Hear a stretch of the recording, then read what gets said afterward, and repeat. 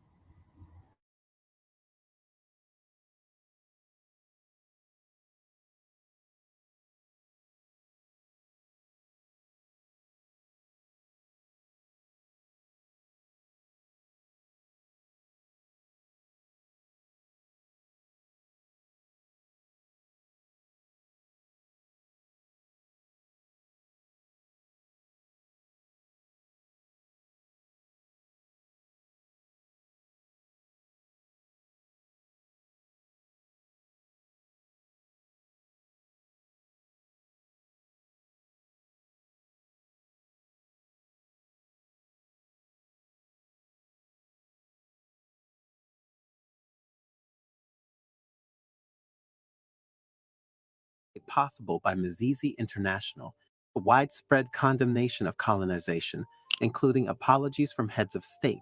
It's astonishing that there are individuals who advocate revisiting colonization in African and Latin American countries.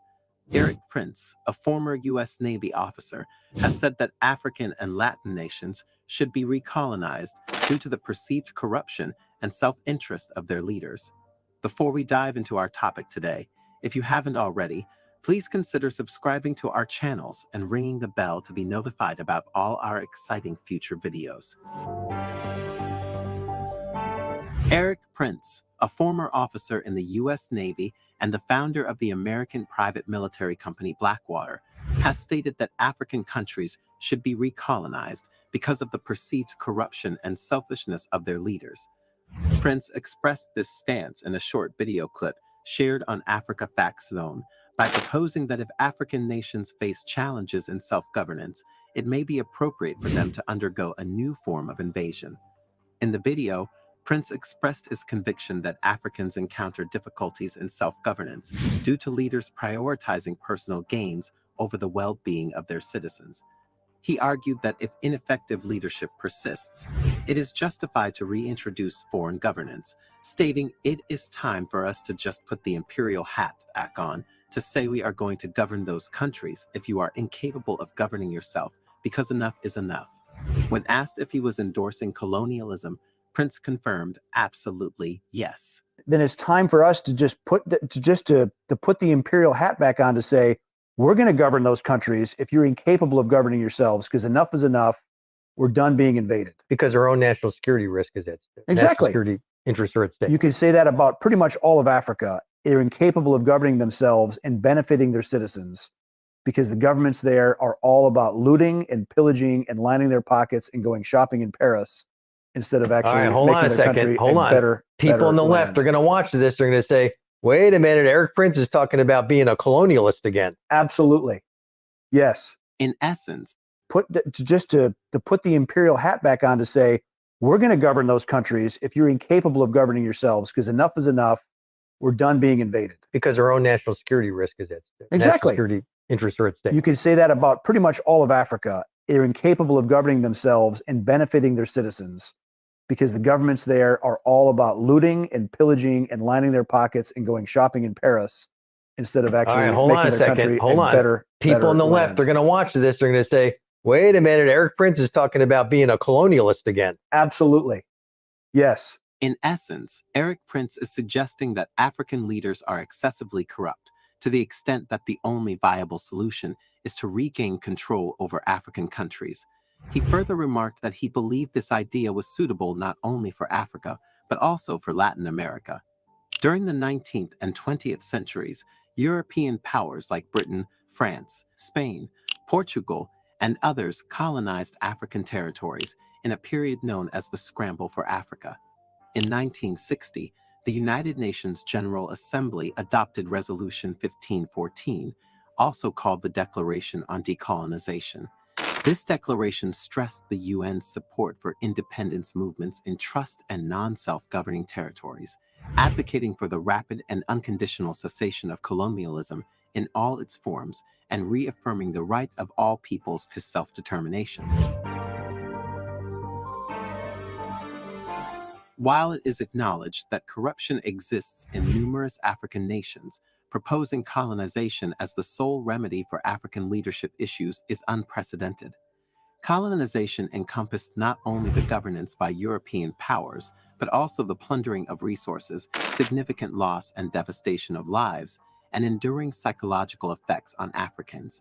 Additionally, colonization contributed to environmental degradation, the proliferation of diseases, economic instability, ethnic conflicts, and human rights abuses, problems that can persist long after the end of colonial rule. Similar to past advocates of imperialism, Prince appears oblivious to his own motives and their inevitable consequences.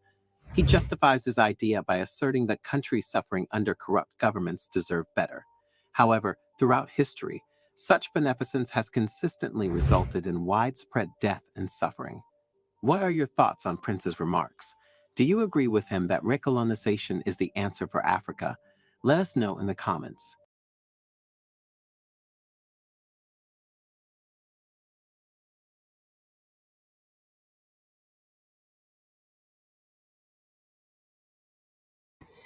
All right, folks, we have 6 more minutes to 1 o'clock, and we're going to stop the show at exactly 1 o'clock, and then we get it going. So stay tuned. Watch out. So we have 6 more minutes. So I'm still at the backstage. So 6 minutes. I'm going to be back, and we're going to get the ball rolling for today's discussion.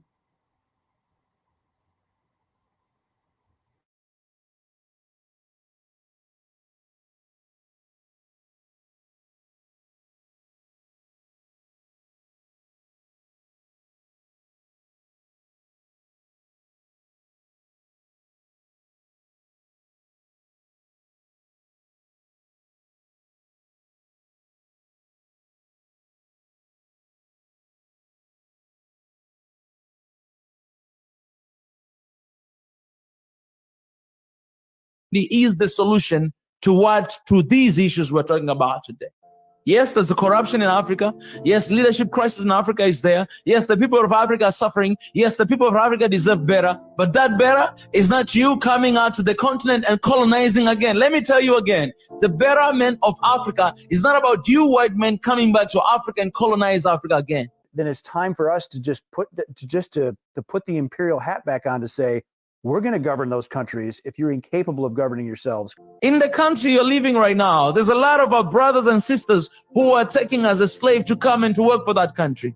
They build that country, the nation you're living in there today. People who are thinking this way, when they see you, they already know you are somebody who are not capable of governing yourself, leading yourself, and you need a white savior to come and to govern and to lead you to make your life better. And those are mindsets that we need to change in our people. Africa's unity is the solution to these issues we're talking about today. Yes, there's a corruption in Africa. Yes, leadership crisis in Africa is there. Yes, the people of Africa are suffering. Yes, the people of Africa deserve better. But that better is not you coming out to the continent and colonizing again. Let me tell you again, the betterment of Africa is not about you white men coming back to Africa and colonize Africa again. Then it's time for us to just put the imperial hat back on to say, we're going to govern those countries if you're incapable of governing yourselves. In the country you're living right now, there's a lot of our brothers and sisters who are taking as a slave to come and to work for that country. They build that country, the nation you're living in there today.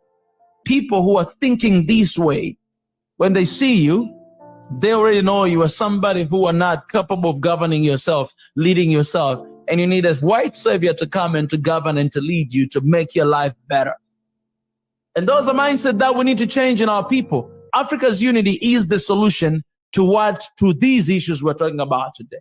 Yes, there's a corruption in Africa. Yes, leadership crisis in Africa is there. Yes, the people of Africa are suffering. Yes, the people of Africa deserve better. But that better is not you coming out to the continent and colonizing again. Let me tell you again, the betterment of Africa is not about you white men coming back to Africa and colonize Africa again. Then it's time for us to just put the imperial hat back on to say, we're going to govern those countries if you're incapable of governing yourselves. In the country you're living right now, there's a lot of our brothers and sisters who are taking as a slave to come and to work for that country. They build that country, the nation you're living in there today. People who are thinking this way, when they see you, they already know you are somebody who are not capable of governing yourself, leading yourself, and you need a white savior to come and to govern and to lead you to make your life better. And those are mindset that we need to change in our people. Africa's unity is the solution to these issues we're talking about today.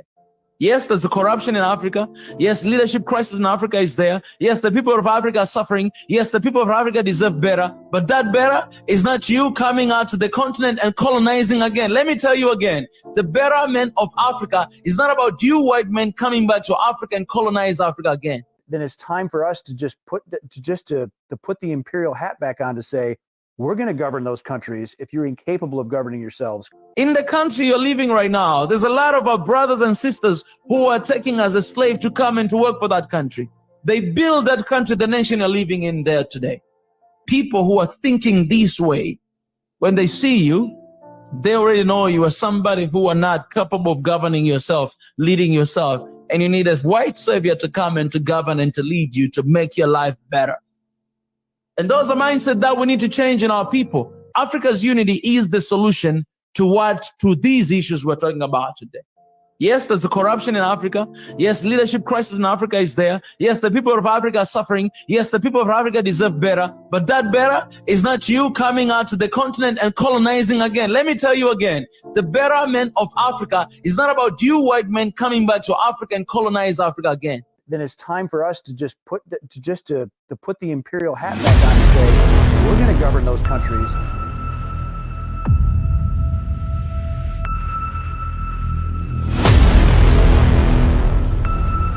But everyone has a different story to tell.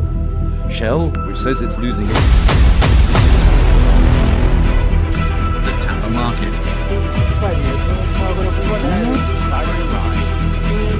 In Northeast Africa, precisely on the horn of Africa.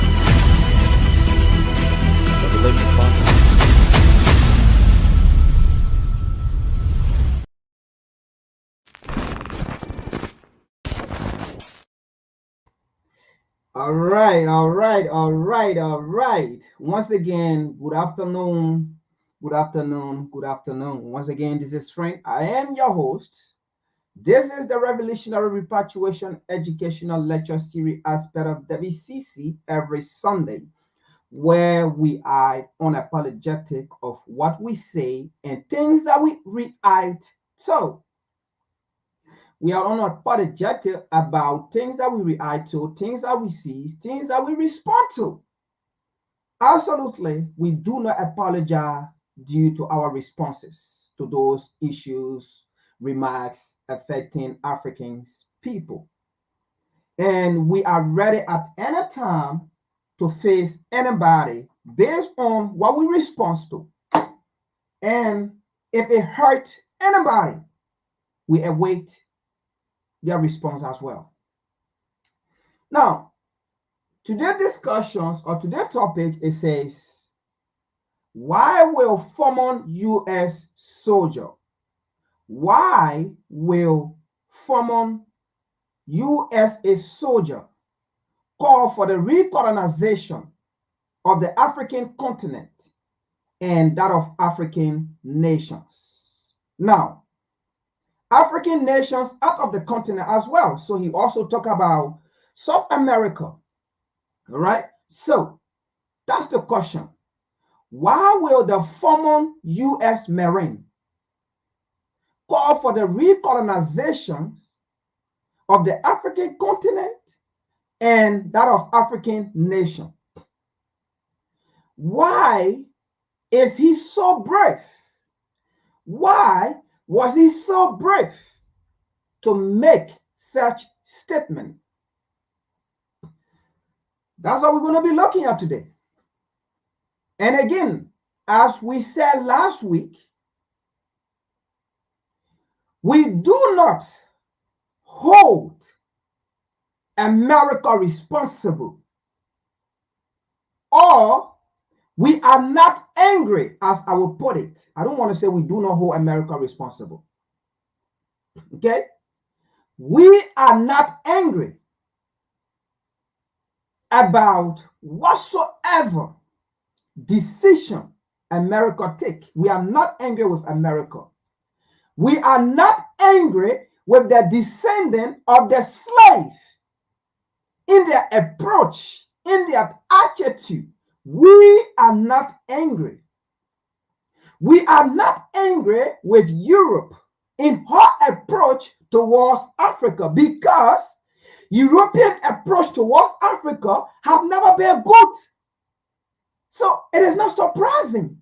We are not angry with Washington, D.C. because Washington, D.C. approach towards African have never been good, have never been fruitful. So we are not surprised and we are not angry. But then, who should we be angry at?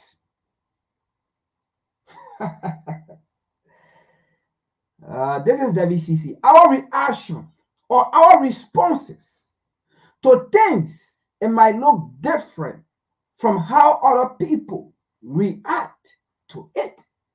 Because not that some of those people don't understand, but it could be our understanding might be different, because we see things from a very different perspective. All right? So the question here is, if we are not angry with America in her approach towards African, if we are not angry with Europe, okay, with the colonizer, with the imperialists, with the capitalists in their approach towards Africans and the African nations, then who should we be afraid of? Who should we be angry or mad at?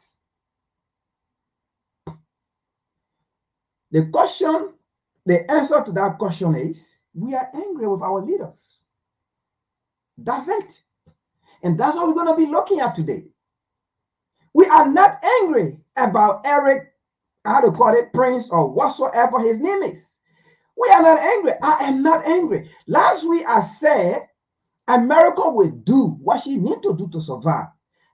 If you look at history, the white men have never been productive to the world. The white men have been destructive to the world. That's the point. You do history, nothing good the white men have done in terms of humanity to the world. So why should we be surprised if they say they want to come to recolonize Africa?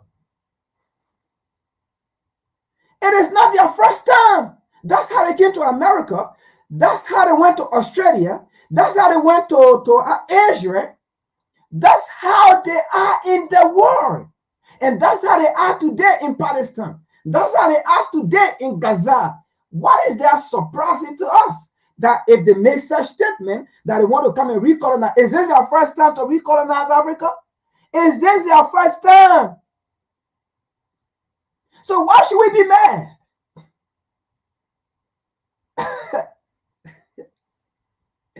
We should be mad at ourselves. Yes.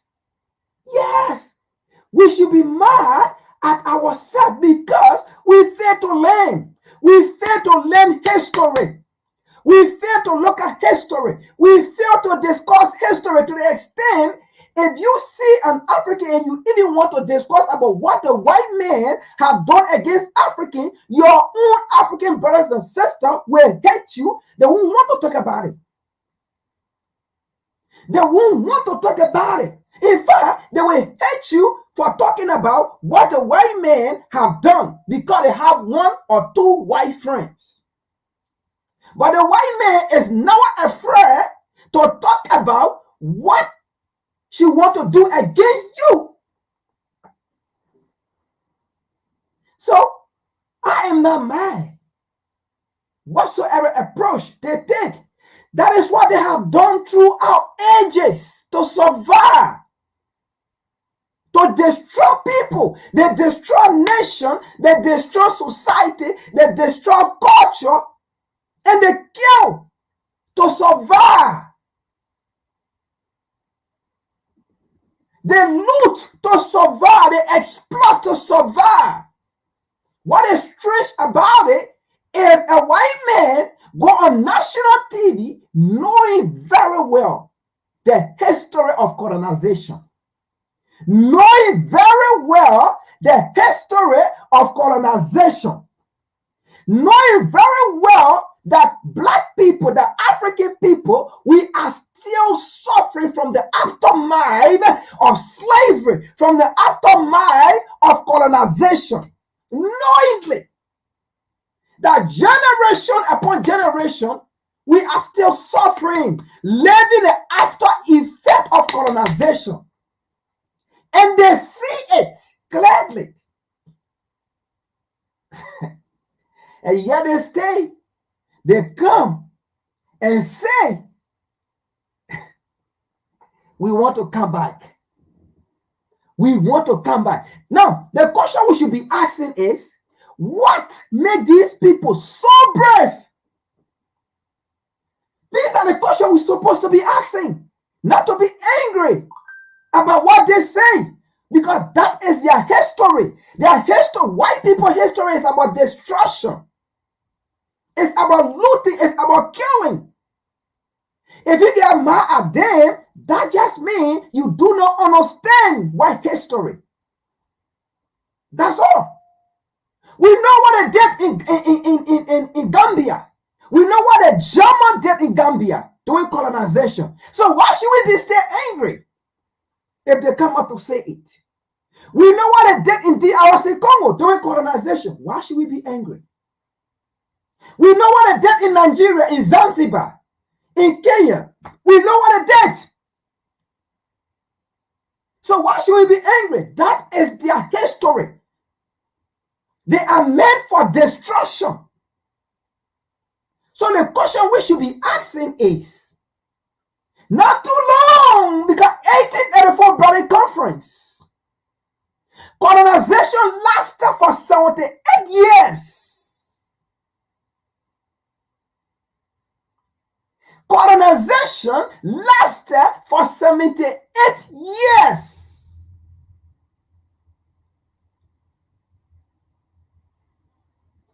Just recently, it's not even far. It's not far. It's not far. So if it lasted for 78 years, okay, from 1884, right? And then in the 1960, we start getting so-called independent. So in 1960, it's still here. We have generations who are still living from the 60s, who are not even old, who are still young. So it's just something recent. It's just recent. So the question here we should be asking, what made these people so brave? Because what we are saying is just recent thing. It's just recent happening. It's just recent behavior that is still fresh in our eyes. That people who experience it are still alive. People who fought colonization are still alive.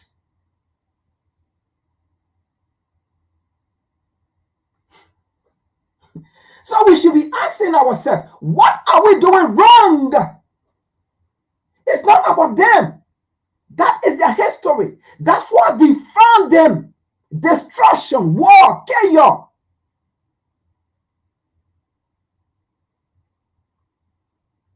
So we should be getting angry ourselves. We should be asking ourselves, where have we gone wrong?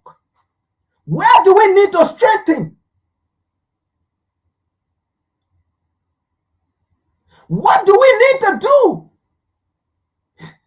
because it is an insult. It's just like going and sitting on national media and say we need to go back and colonize the Jewish.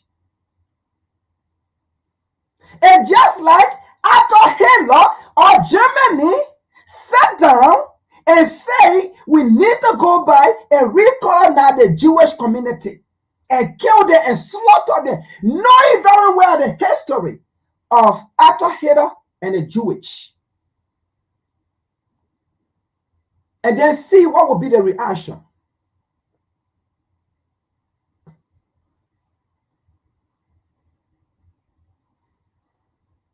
So we are not, for me, I'm not mad at whatsoever Europe do, whatsoever America do.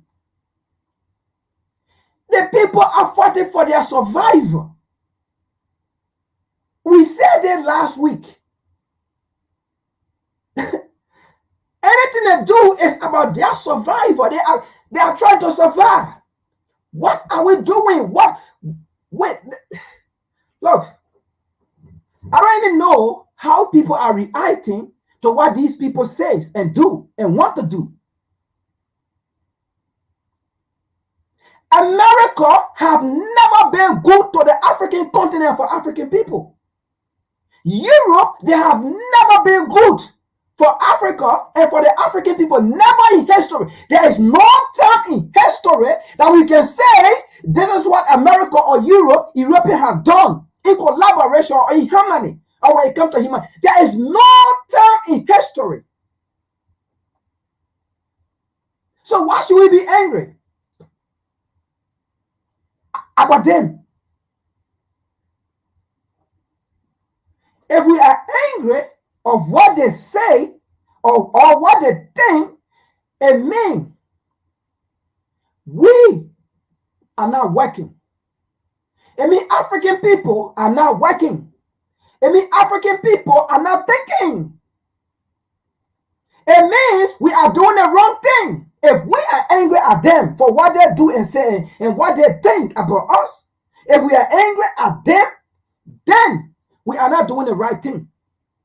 Because you know what? Nkrumah sell it. And one thing we Africans we fail to realize or understand is we don't want to listen or hearken to those who came after us. And those who fought. And those who fought and they wrote books and they left it behind. The reality here is history is only writing or written by the person who wrote it in his or her interest, and for those that will come behind or after that person or those people to live and benefit from it. So if a white man wrote a book, if an European write a book, it will be in their interest and the generation of European. So if Nkrumah wrote a book, it was in the interest of Nkrumah, and it is in the interest of those that believe in the ideology and those that Nkrumah died for.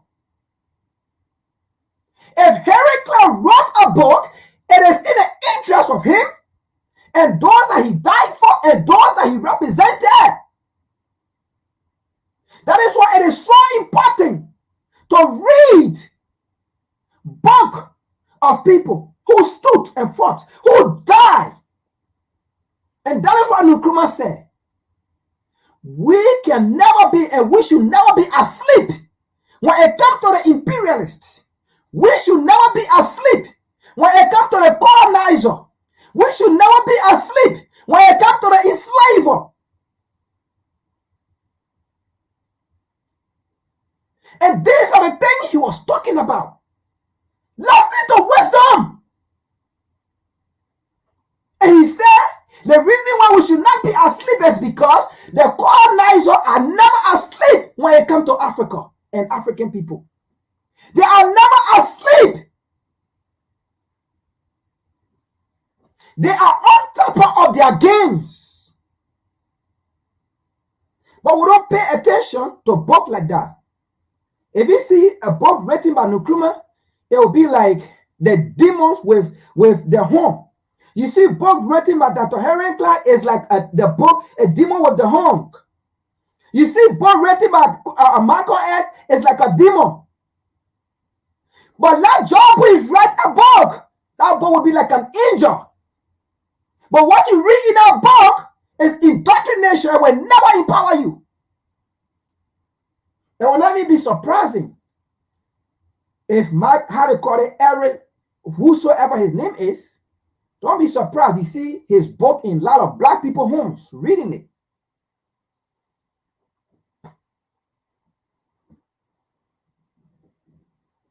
If only we were listening or hearkening to the voices of our ancestors, of our forefather,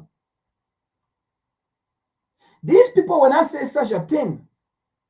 Then we worry, then we tremble, then we no. That is them. That is their history. That is their heritage. Destruction. So it is not surprising. But let's continue here and see some things. So we are looking at the African leaders. Everything he said in there, it is true.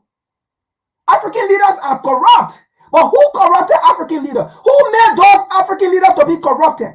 They say America. They say Europe. They say Eric Spencer that sat down there. They say America using to overthrow great African leaders. They say Eric Spencer that sat down there. He killed democratically African leaders. Today he's on investigation. But who will bring him to book? Nobody will bring him to book. Because there are people behind the scene who sent him to go kill Africans. So if he was not killing Africans who fought for Africa and who wanted to see to either no African should come to America for greener pasture. If they want to come, maybe they will come for vacation or to come and see this part of the world. But who were the same people that took those people down? People like Eric Spencer. And then he got a guts to come and sit and say African leaders are corrupt. It's true. It's true. Thank you for bringing it to light that African leaders are corrupt. And this is what we want, because we want to put it in the faces of those African leaders who are corrupt. And that's what we're going to be discussing today. We are not angry of the statement he made. Maybe the only reason why we will be angry to some extent is because they have no remorse of what they did to African people, and they are still brave to look into our faces and say, yes, we can do it again. They are still brave to look into our faces and insult us and say, yes, we can do it again. We did it before and we can do it. And it was just recent. Maybe that's where my reaction will go. But my vestation, my anchor, my frustration will go to those African leaders, to those in power. And that's what we're going to be discussing today, because their attitude that they have displayed is what made such a man, an organization that he worked for, a nation he's from. Look, folks, they might come and say he's just an individual saying those things. You know why he's brave to come and say it? Because they say America have sent him to go assassinate African leaders. So he's saying it so that they can say it again. Probably he might have even discussed it with them. And he just came and said, yes, we can do it again. Probably he might have discussed it with them. Looking at how the war is going right now, looking at how African leaders, are being divided. So he's right to say what he's saying, because they are already doing it. Let's continue here.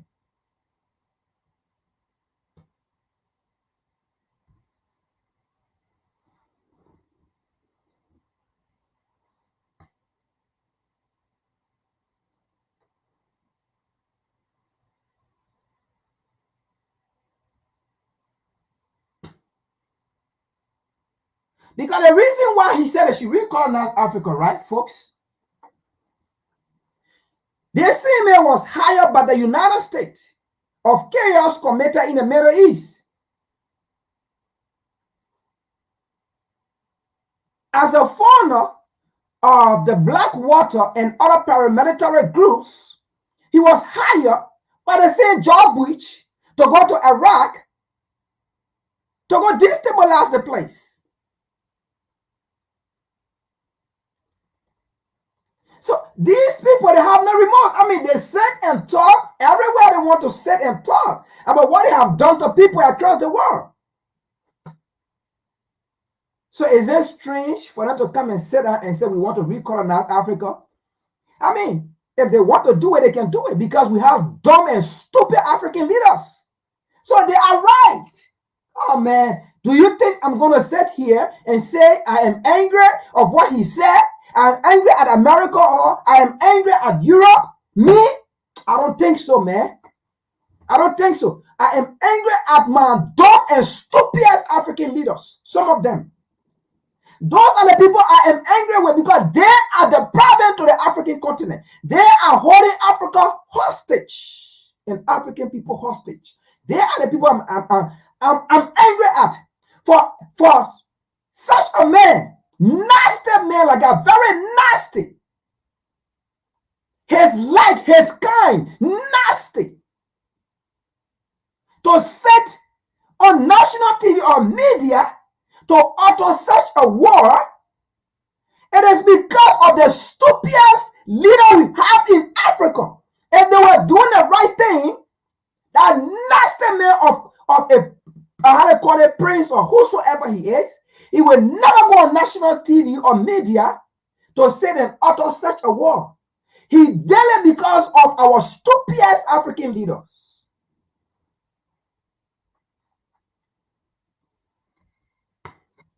Now, former U.S. soldier called for recolonization of African countries. And you know what? People like Nana Akufo-Addo will be happy when they see article like this because they work for the recolonization of Africa. Nana Akufo-Addo, Tinubu, Macky Sall, and many of them in Africa there, they work for the recolonization of Africa. So they will be happy when they see articles like this, and it goes to them. Dumb and stupid African leaders we have, we call them leader. What will be their reaction of what this man said? Because this man said Nana Akufo-Addo is corrupt. So they want to come and recolonize Ghana. Nana Akufo-Addo, they say you are corrupt. America said you are corrupt and they want to come to recolonize you and recolonize your people and recolonize Ghana. Tinubu, they say America said you are corrupt. An American former soldier said you are corrupt, Tinubu, and they want to come to recolonize Nigeria. And they were happy when they colonize Nigeria and they kill Nigeria and they kill Africans. They were happy when they kill Ghanaians, when they kill Africans. They were happy.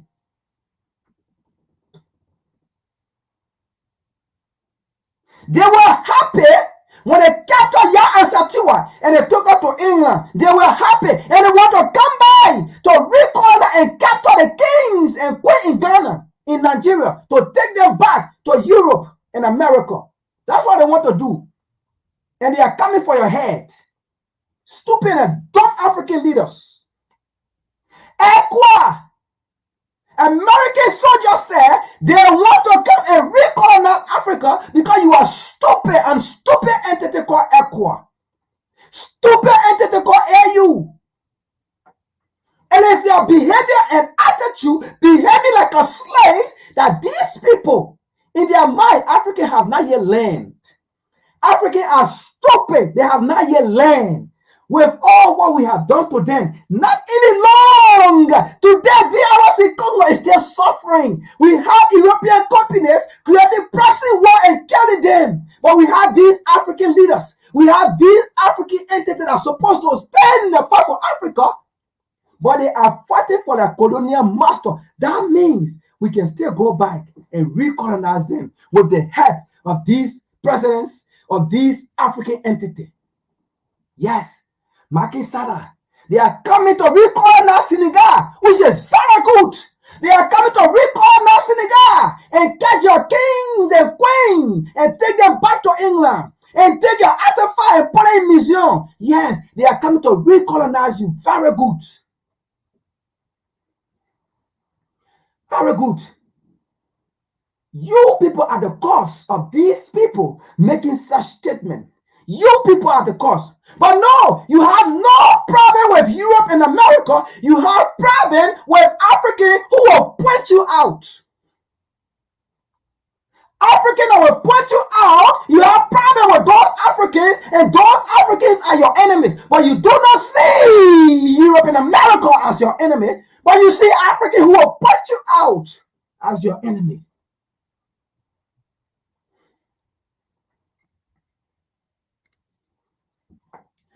Eric Prince, the former CEO of the private security firm Blackwater, has sparked outrage by calling for the United States. Folks, listen here. This man is not alone. You remember before when Joe Biden met the Prime Minister of England, when the Prime Minister of England came here, Sunak, and Joe Biden, we spoke about it before, Joe Biden was telling him, we need to work together to make sure Africa should not rise. He said it. And he said, Africa is already billion in population. We need to make sure to reduce those population. How can they reduce the population? Well, Joe Biden and Sunak know how to reduce it. So if this former military come out to set and says we need to recolonize in the United States, that means talk is in a meeting. Because they say United States have used this man private military before as a contra in the back in the Middle East. You may call me stupid, but that's the reality. Did they not hire him in the Middle East?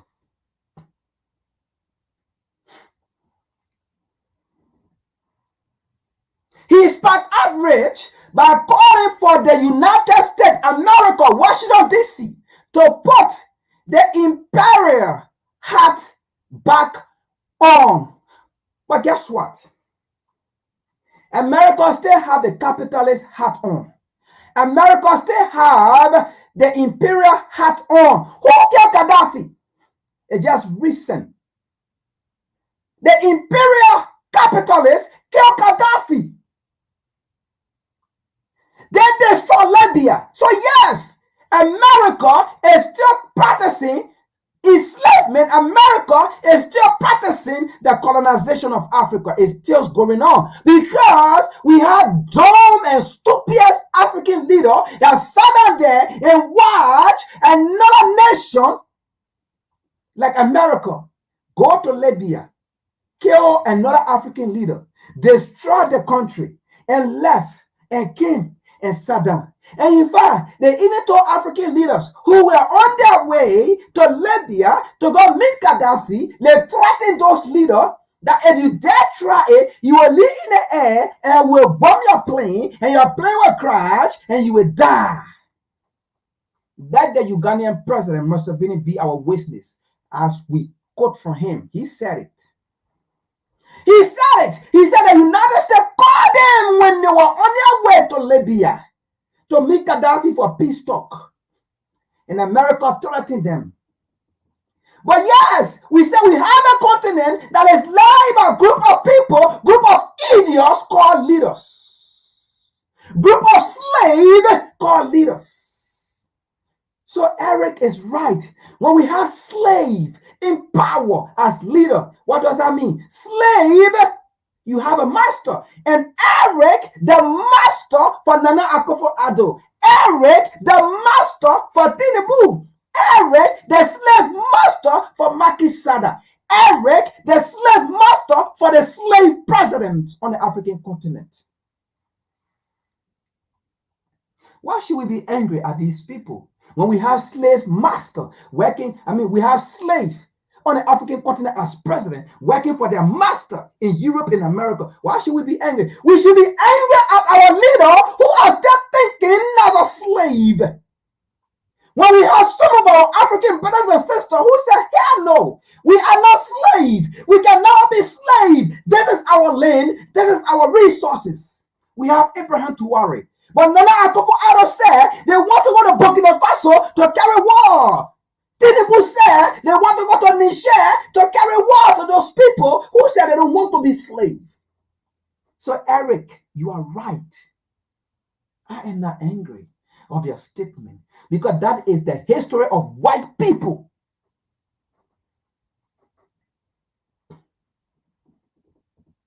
We have Aqua that's supposed to stand and defend Africans. But they say, as a slave entity, slave organization, they said, no, you will not get independent, Nigeria. Niger. You will not get independent, Mali. You will not get independent, Burkina Faso. You will not get independent, Chad. We will not do it. DRC, you will continue to suffer. You will not get independent. The Western organization will continue to create proxy war. We will not fight for you. So Eric is right. We have African organization that is a slave sponsor organization. So they are right. So yes, Eric, you are damn right. We have AU on the African continent, but the mission of the AU in their doctrine, it says what? AU shall not interfere in the political and economic affair. How will AU be an organization, an entity for Africa and African people? But then you write it and say, you shall not interfere in the economic and political affair. Then what is your function and purpose? When Europe and America are the one controlling the economic, the political affair, you are a colony.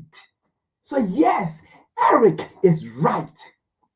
We are not angry at Eric. We are not angry at Washington, D.C. We are not angry at Europe. We are angry with our African leaders and organizations that need to serve the African people. Because yes, that is what they do to survive.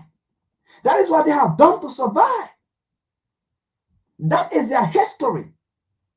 Why should you be angry when we have leaders on the African continent who support the idea?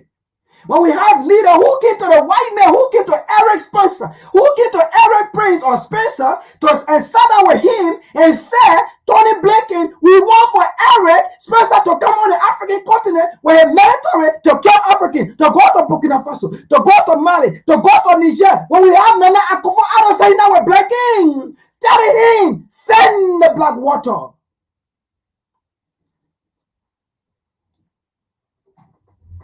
Because he told his slave master, Abraham Traore is a threat in Africa.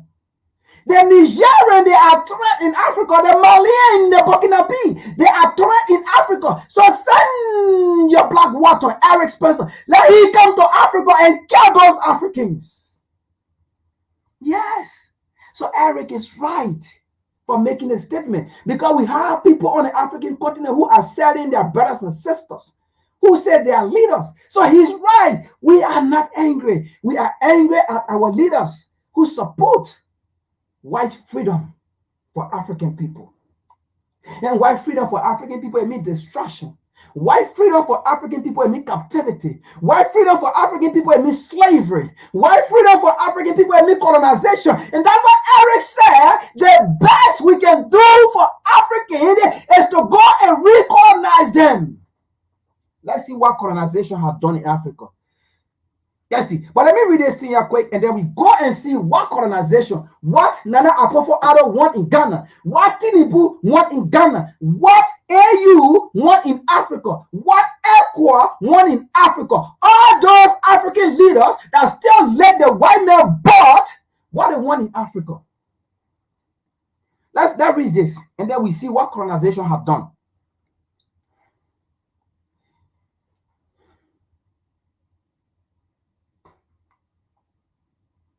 Okay, in a recent episode of his podcast of Leshe, Prince said, that the United States should intervene. He did not say black water. That is why, look, folks, this thing was discussed because the United States always sent this paramilitary group in other countries. You think this man just came on social media and opened his wild mouth and talk? No. Prince said the United States should intervene in Africa to stop the invasion of migrants and tourists and to exploit the continent natural resources. To exploit the continent natural resources. That's the people history. That's how they are survived. Let's continue. He claimed that many African governments are just criminals. In syndicate, yes. Thank you for pointing it out. They are criminals. I wish you could have called those criminals names. Yes. Eric Prince, I wish you should have called those criminals, those African leaders criminals. You know what? Do me a favor, Mr. Man. Do me a favor. Do me a favor. I want you to come back. I want you to come back for part 2 and name those African criminals who are in power. Name those African governments who are criminals who are in power. Name those African leaders who are criminals, who are dictators, who are corrupt in power in Africa. Please do the part 2 of this video. I want you to come out and call those criminals. Yes, he claimed that many African governments, oh yes, I love this. Yes, because these governments, these leaders, they want to be slaves. Thank you. Why should I be angry with his statement? Never. I will react to it, but reacting to it is not about him. It's not about him. He claimed that many African governments are just criminal syndicates that deserve better than their current leaders. You know what? This guy is right. Look, folks, I don't see African reacting, hating this man. African leaders sat down there and watch America and Europe infiltrate the Nigerian election, and they put somebody that America and Europe wanted. They did not put somebody that African wanted, that Nigeria wanted. Eric, you are damn right. Why should we be angry at you people? Because Africa has proof to Europe and America that Africa cannot govern on themselves. And that's what he said. African cannot govern on themselves. Because at the end of the day, their election are still being dictated to by Europe and America. Recently, what happened in Senegal? What happened in Senegal recently? Anthony Blinken came and talked about the Senegalese election before they have a set time where almost 2025, when elections should have been held this month, but now they have pushed the election to 2025. Prince, you are damn right. Look, the only way you react by hating these people when they make statements, then I don't think you understand the history of Africa and African people when it comes to the relationship of Africa and Europe and the West. I don't think you understand. If these people make statements and you get angry at them, then you don't understand. Let's continue here. He went on to say, it is time for us, the US, white people, European, the Savior, white Jesus, white angel. If to say the white angel have ever done anything good on the African continent for African people, if to say white Jesus have ever done anything good, at the end of the day, Jesus, white Jesus, was the name of the ship that shipped Africans. Let's continue here. He said, it is time for us to just put the imperial hat back to say that we are going to govern those countries. Yes, thank you, Prince. I wish you could do that. I wish you could go to Ghana and rule Ghana and put Nana Akufo-Addo on a plantation. I wish you could do that. Go to Nigeria and put Tinubu on a plantation. I wish you could do that. Go to Senegal and put Macky Sall on a plantation. Go to Africa, put it on a plantation. Go to Benin, those African leaders, put it on a plantation.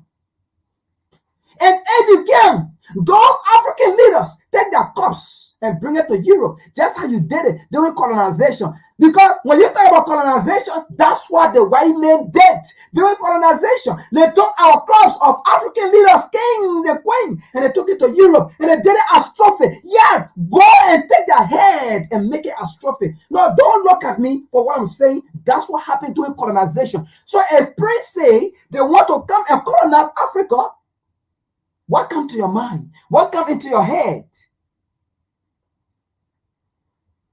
That's what they did to the African leaders during colonization. So yes, we will be glad and happy. Go and take the crops of those African leaders, take their head off, take it to Europe and America and put it in the museum as trophy. Yes, they didn't do it. They did it to Patrick Lumumba. They took his tooth, right? It was a trophy. They did it. That was colonization. They did it. So yes, go and do it. Take their teeth, their tongue as trophy. Yes, go and do it. We will be happy because we have dumb and stupid leaders on our African continent. They deserve it. They deserve it. Come on. You think we want to react to say, oh, don't do this. Oh, no. Go and do it. Yes, go and do it. Because we have these leaders who are not ready.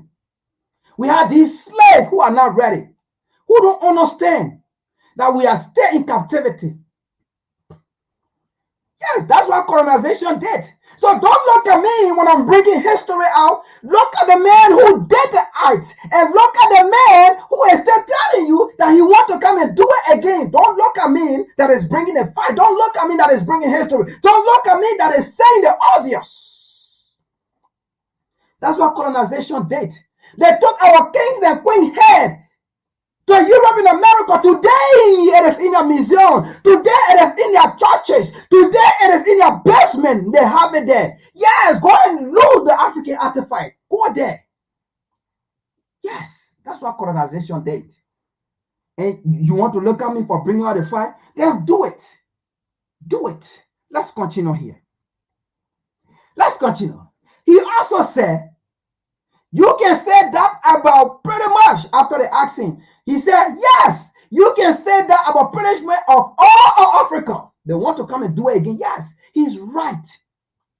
He went on to say, they are incapable. The African leaders are incapable. That's what he said. They are incapable of governing themselves and benefiting for their citizens because the government as to the government. The governments plenty, all the African leaders, right, are all about looting. Yes, what is that looting?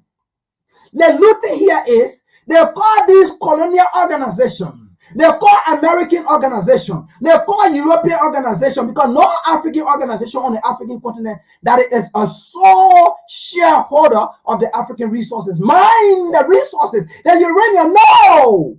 So these African leaders, they call the American company, they call the American government, they call Washington DC, they call Europe, European Union with their organization, and they come to Africa and they give it to them. Yes, that is looting. And then in return, they give them some cash, some crops, some crumbs, and then they take that same money and come and put it in American and European banks. That is the looting. Let's continue here. That is the looting. He said it is time for us to just put the imperial hat back on so that we are going to govern those countries. He said, if you are incapable of governing yourself, Because enough is enough. Yes, enough is enough. African leader being puppet to Europe and America. Enough is enough. African leader being summoned by this small, tiny little country. A whole continent being summoned by this country. He's saying enough is enough. Yes. Why should I be angry at him? I am looking at those puppets. He said, enough is enough. We are done. Yes. Thank you. Be done with them. Be done. Look, if I were the president of the United States, I would have just hired this man right now. We enter in Africa and start invading. Yes. And start invading and start colonizing. Yes. If I were the president of the United States today, of America, of Europe, today we would have started the process. He went on to say, we can say that all our punishment of Africa, they are incapable of governing themselves and benefiting their citizens because the government there are all about looting, lining their pockets, flowing their pocket, their bank account only for them and their children. Yes, thank you for pointing it out. That's how these African puppet leader and stupid and dumb-headed are. Let's continue here. He also went on to say, and going shopping. That's the most disgusting part about this African leader. Thank you for pointing it out. He said, and going shopping in Paris instead of ruling their country. He said, why should I be angry at this man? No way. First of all, that's the attitude and behavior of the people. You want to get angry of someone that, according to history, what they have been doing and what they are still doing and what they plan to do, you want to be angry at that person. You should be angry at yourself that, what am I doing wrong that these people always taking advantage of me? When am I going to stand up to these people? You should be angry at yourself that, am I not able to protect myself, to stand up? You know your worth. You know your power. But still, you continue to allow someone to dominate you. If I were the president of the United States today, we would have started the process and bring the trophy, the head of this African head of state, just as they did it during colonization. Bring their head, their tooth, their tongue, their body, their private part, and put it into a museum, put it in glasses, and show it to our children. And so look at these monkeys. Yes, don't look at me when I call you monkeys, because that's how they call you during colonization and slavery. To their children, they said, look at these monkeys. Look at Africa, the jungle. Yes, Africa is a jungle, so you must go and recolonize it. Yeah, you are right. Because we have leaders in Africa who think like they are still living in the jungle. You are right. Let's continue. Yeah. Praise remark were met with furious criticism from human rights activists. Who are those human rights activists? Let's continue. I don't want to read that. Who are them? Now, he also pointed out that, I don't want to read what a human rights advocate say. I don't want to read it. I want to read what Prince said about these African leaders. That's my interest. Let's continue. Prince, thank you. Prince also said, he also pointed out that they also pointed out that Prince has a vested interest in expanding his business in Africa. Yes, Prince, expand your business in Africa, because African leaders does not understand that proxy war in Africa is a business. Yes. You think I'm angry? We are pointing out the obvious of our African leaders, stupid and dumb. They're crazy. They're stupid. Prince, expand your business, because these African leaders who have come to Europe and America and speak bulk and speak all kind of, I don't want to call this it. I don't want to be too emotional here. Yes, I don't want to be too emotional. But they will come to the European summit. They will come to when European summon them, when America summon them. right? When they come to the so-called UN, right? They come in with their nice speeches, right? But they don't act on it. So they don't understand that proxy war in Africa is a business. They don't understand that the war that is Sudan is a business. They don't understand that decades, century war, proxy war in DRC is a business. They do not understand. African leaders don't understand. So thank you, Prince. Thank you for pointing it out that you want for the United States to hire you to go to Africa with your paramilitary group. African leaders, they do not understand that war in Africa is a business. They do not understand that it is this same European organization that are sponsoring proxy war in Sudan, that are sponsoring proxy war in DRC Congo. They don't understand. They don't understand that it was the same European war that sponsored war in Liberia that killed over 300,000 people and destroy the country today. They do not understand. So thank you for bringing it out. Thank you for bringing it out, because we have said this over and over and over. They do not understand. We have told them that Africa on the African continent, they are the ones supporting terrorist activities on the African continent. We told them that the French military in Africa, they were the ones supporting terrorists and terrorist acts in Africa. They do not understand. When America put it into their faces that they supported the insurgency, they supported the Arab Spring in Libya, and they took their marine, and when they removed Gaddafi and killed Gaddafi, they do not understand it. So thank you for bringing it out. I'm going to read that again for the last time as we continue. They also pointed out that Prince has a vested Prince, the former U.S. Marine who founded the Blackwater and other paramilitary group that the United States hired in the Middle East. He also pointed out that he has a vested interest in expanding his business, the military business, the proxy war business in Africa, as he is the founder and former chairman of Frontier Services Group, FSG, Chinese state-owned security and logistic company that operates in several African countries. This man is already there. Maybe the only why he's angry is because he's operating there on behalf of the Chinese. The Chinese are paying him, but he's not a Chinese. He's American. So he will be so much pleased if he can be there working for America, the colonizer, the enslaver. So he's already there. So he's right. Are we angry at him? No. We are angry at the African leaders who don't want to empower Africans. How can the youngest,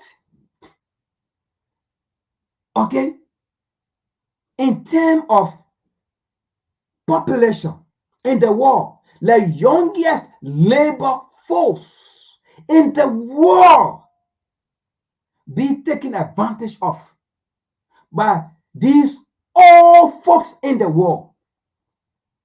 Why can't you empower Africa for Africans to stand up for themselves? Who empower the Chinese? The Chinese empower the Chinese to have Chinese military. The Chinese empower the Chinese economy so that America, Europe will not take advantage of them. So that even Africa, if Africa were at that stage to take advantage of them, which of course I know with the kind of mindset of leader that we have, we will never be at that stage of competition. Who empower America? Washington DC, the white man, so that nobody will take advantage of them. Who empower Europe, the white man, so that no one will take advantage of them? Who empower the Australian, even though they want to stole the land there from the people, but they empower them so that no one will take advantage of them, because they know what that advantage means. Imagine white people in Australia, they are now being colonized.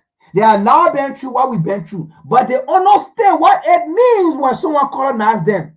But we that have been colonized, We that have been enslaved, we that have been oppressed, yet they stay. We have not yet learned. Where people have not been oppressed, but they understand what oppression means, and they don't want for somebody to do it to them. But we have been oppressed for centuries, for years, for hundreds of years, but yet they stay. We do not understand what oppression is, what slavery is, what colonization is. Tell me, should I be angry with a man who understands, even though he have now been through it, but he understands? No, I will not be angry at that man. I will be angry at the person who don't understand, who have been through the captivity, but do not yet understand, do not yet come to the realization, do not yet know who the enemies are. That's the man I will be angry with, because that's my brother, that's my sister.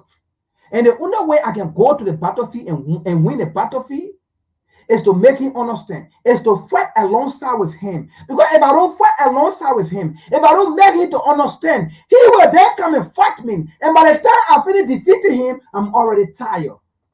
And then the enemy will come and do what he want to do to me. Let's continue here. Eric Prince has a history of involvement in controversial and illegal activities in Africa and other parts of the world. Now, what are some of those illegal activities? Overthrow of African leader, assassination of African leader. And when I say African leader, I'm not talking about the bourgeoisie. I'm not talking about somebody like Nana Akufo-Addo. He's a bourgeoisie. I'm not talking about somebody like Nana Akufo-Addo. He's a slave. I'm not talking about somebody like Tinubu. He's a slave and a bourgeoisie. I'm not talking about somebody like Macky Sall. I'm talking about somebody like Abraham Traore.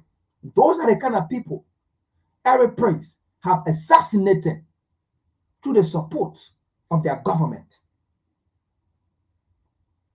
He is currently under investigation by the United Nations for allegedly violating an armed embargo in Libya. Again, who sent him in Libya? Why when he so be brave to come out and says he want for the United States to go colonize African nations in Africa and in Southern America? Why would he come to do that? You think he just went Libya by himself? No. America sent him there for the dirty work.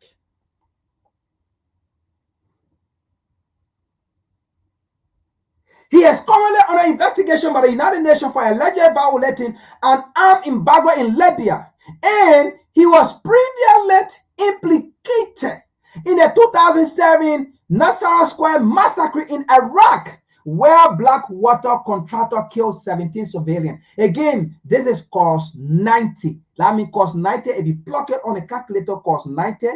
You put cost and then put 90, it means zeros. So that means nothing going to come from out of this, because he was under a contract agreement by who? Who sent him there? You already know. Let's continue here. Let's see what slavery is. Now that we have pointed out some of these things, let's see what slavery is, what slavery did.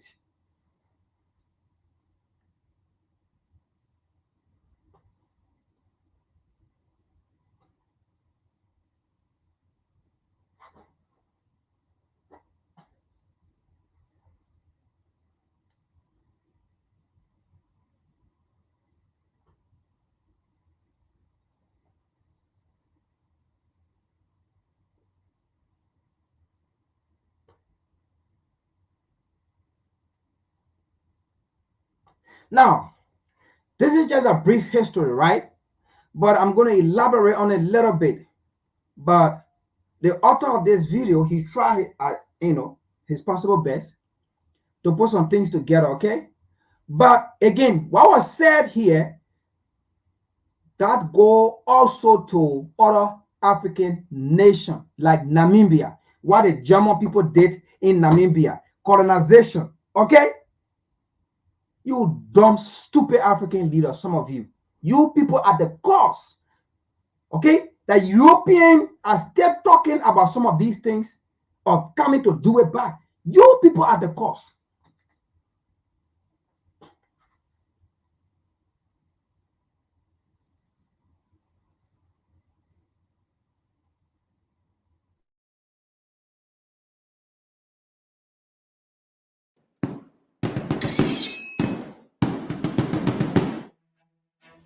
Long after the European powers agreed to abolish slavery, and after the United States fought a civil war that ended the practice, one nation, or to be precise, one man in Europe, still held out. The lure of incredible wealth took a back seat to humanity, where violence, torture, and even murder were the price of profit. People often reflect upon Nazi Germany for using slave labor, or Stalin's gulags, and even the days of the colonial slave nations of Europe. Many will point to the use of slave labor in China today. But there was one nation, one ruler, who established a record of unimaginable cruelty that still reverberates throughout Africa to this day. What was the Congo to the nation of Belgium? Why was it not a colony when the European powers all had control of Africa? Why was Belgian control so controversial? Hello, I'm Colin Heaton, a veteran of the United States Army and Marine Corps, former history professor, book author, and welcome to this episode of Forgotten History.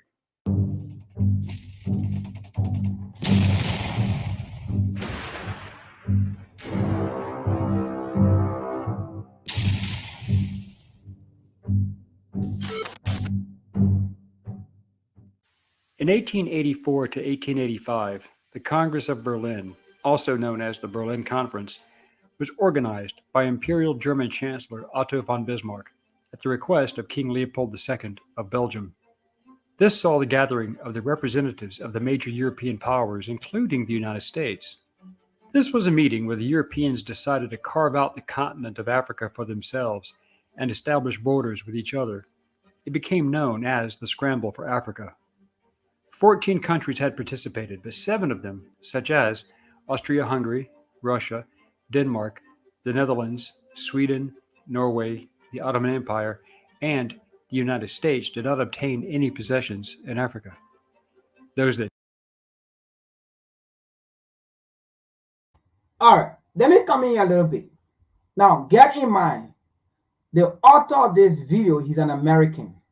So you saw it from the video when he introduced himself, a former American soldier, right? So you understand why he took the United States out. But no, the United States have a colony in Africa, all right? And in this video, he will contradict himself. And that's why I brought this video, so that we can correct the narrative. The United States have a colony in Africa. But he's an American, a veteran, a retired soldier. So no, he don't want to attach America to the evil committed. But again, we will see part of that, okay, in DRC Congo, leading to Liberia, all right, when it comes to the Firestone. That's why I brought this video, colonization. Let's continue here.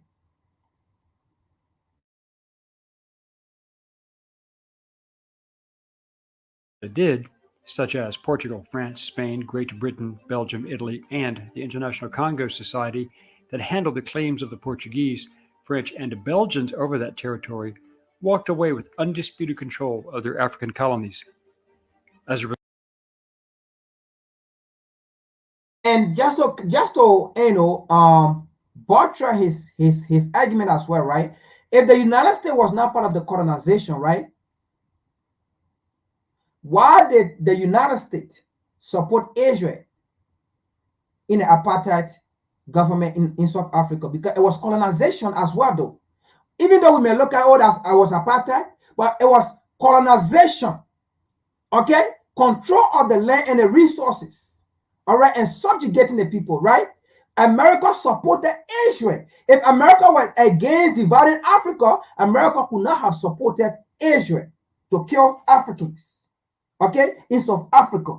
Now, again, America had a delegate in the 1884 Berlin Conference because America at that time was already in Liberia, today Liberia. She already controlled this place. America already had her U.S. Navy in Liberia, okay, at that time. So there was already a delegate. So what America used indirect colonization. Why? The other nation, the rest of the other nation use direct colonization. And that's how the United States have always operated. The United States have always gone in people's country indirectly. Pay people to go there. pay private people to go there and work on behalf. Because if I pay you to go and do something, to go and destroy, I am the one destroying that place because I pay you to go and do it. You are working on my behalf, right? That's how the United States have always operated. The United States used indirect colonization in Africa today, Liberia, whereas the other nation, they went directly.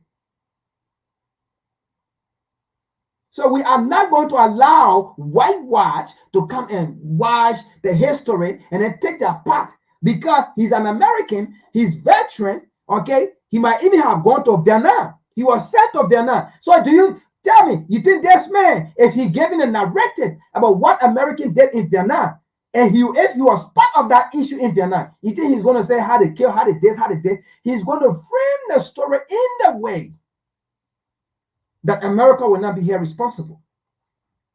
Okay? But let's continue here.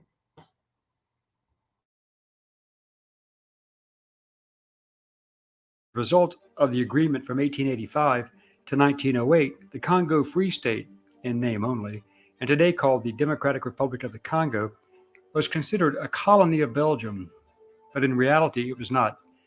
The Congo was the personal property of King Leopold of Belgium, who wanted to have a strong global monopoly on the rubber trade. At first, the Congo was 1 million square miles of worthless jungle, until the early 1890s, when rubber became a commodity.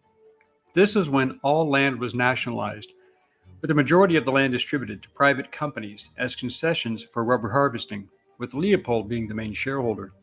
In the north, the Société Anversoise was given 62,000 square miles, and the Anglo-Belgian India Rubber Company received a similar sized territory in the south. The Compagnie de Katanga was given a smaller territory. So again, just to make a quick reference, when Eric Prince said they want to recolonize Africa, it's all going back to economic gain, okay? The resources, because that's what slavery was for, economic gain to the white man. That's what colonization was for, economic gain to the white man, right? Now, while they are exploiting your resources, right? Every other thing that come after a dehumanization, killing African, cutting a hand, torturing them, raping them, right? They care less because they are doing those things to put fear in you so that you can react as they exploit your resources. So by dehumanizing Africans, it will just be something that they will do to put fear in you. All right. So the reason why they are talking about a recolonization of Africa is because America is no longer getting the resources of exploitation that she been getting in Africa. Europe is no longer getting the resources of exploitation she been getting in Africa. For example, when they got ready to exploit Niger, what Niger said? Niger stood up and said, no, we are not going to allow America and Europe to run a pipe into Niger, passing through Nigeria and Algeria, go to Europe and supply them with gas, right? And then while we Nigerian in Africa here lack electricity. Okay? So the resources is becoming stuck. They are not getting it as they used to. So when they talk about recolonization, bear in mind, it is not just Eric Spencer. Because this is why Europe and America are already discussing. So Eric Spencer, being that he been a U.S. military contractor that the U.S. have been contracting, he just putting it out there so that the U.S. can say, okay, but Eric Spencer want to go. So we can give him a contract and let him go. So understand that clearly.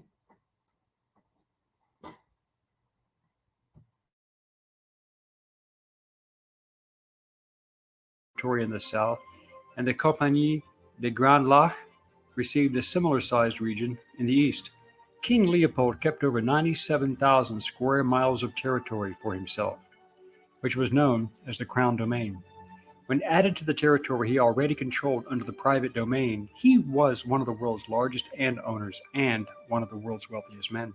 What spurred this massive push to export the rubber and the people living there was the invention of the tire, as well as rubberized raincoats, shoes, and other gear. The automobile industry and other inventions due to the Second Industrial Revolution saw the increased need for natural rubber, which came from rubber trees. The Congo was the world's largest producer, and it was one of the richest locations on Earth. So again, when they are talking about the recolonization of Africa, in this current time, bear in mind, Europe and America, they are actually plunging. They are failing. And why are they failing? Why are things getting expensive? Because they are no longer getting the resources. Okay, so their economy is going down. Their economy is dwindling, right? It's not going up. It's not booming. It's failing. So in order to fuel their economy back, what they need to do, okay? Because in the Middle East, there is nothing there. They don't have resources. The oil that was there, they're already getting what they want to get. All right? So they have destabilized the Middle East, nothing there. In South America, now they have resources, but it's not as much as Africa, that Africa have everything, right? Okay, so now look at this. The only area they can go now and get all the resources, oil, uranium, okay, gold, diamond, timber, you think about it, it is Africa. Think about it, it is Africa. Okay, so now, if they are coming to recolonize the African continent, think about it. They are coming again to subjugate Africans, right? To put them on a plantation, right? Put them on a plantation, and that's what America did indirectly in Liberia. We're going to get into it a little bit, but we're going to move on because it's not about Liberia, right? But it's about colonization in holistically, right? Now, it's to put African back, okay, on the plantation. It's to put African back to the mine, to go and mine and bring back the mineral resources. Because bear in mind, some African nations like Mali, Niger, Burkina Faso, right? They are taking the mine from these European organizations, from American organizations, and making it state-owned and pricing it themselves. So what Eric was saying, companies, these European American companies are also part of it. But he came out to say it because he has military and he can be contracted. So basically, he's selling himself. Basically, he's selling his business. Basically, right? He came on media, on a platform, right? To be interviewed, to sell his products. He's commercializing himself. Understand that. If you have a business, right? And you want for your business to be known, what do? You go on social media, you post your flyers, right? What do? You ask on radio station. You even pay a radio station to go on a radio station to sell your product, to be interviewed. You can even tell that radio station, these are some of the questions I want you to ask me, right? And you go there, the radio station, ask you these questions and you answer it. And you talk about your products, right? You are seeing people on NBC, on CNN, selling themselves, selling their product, right? That's what Eric Spencer was doing. Let's continue.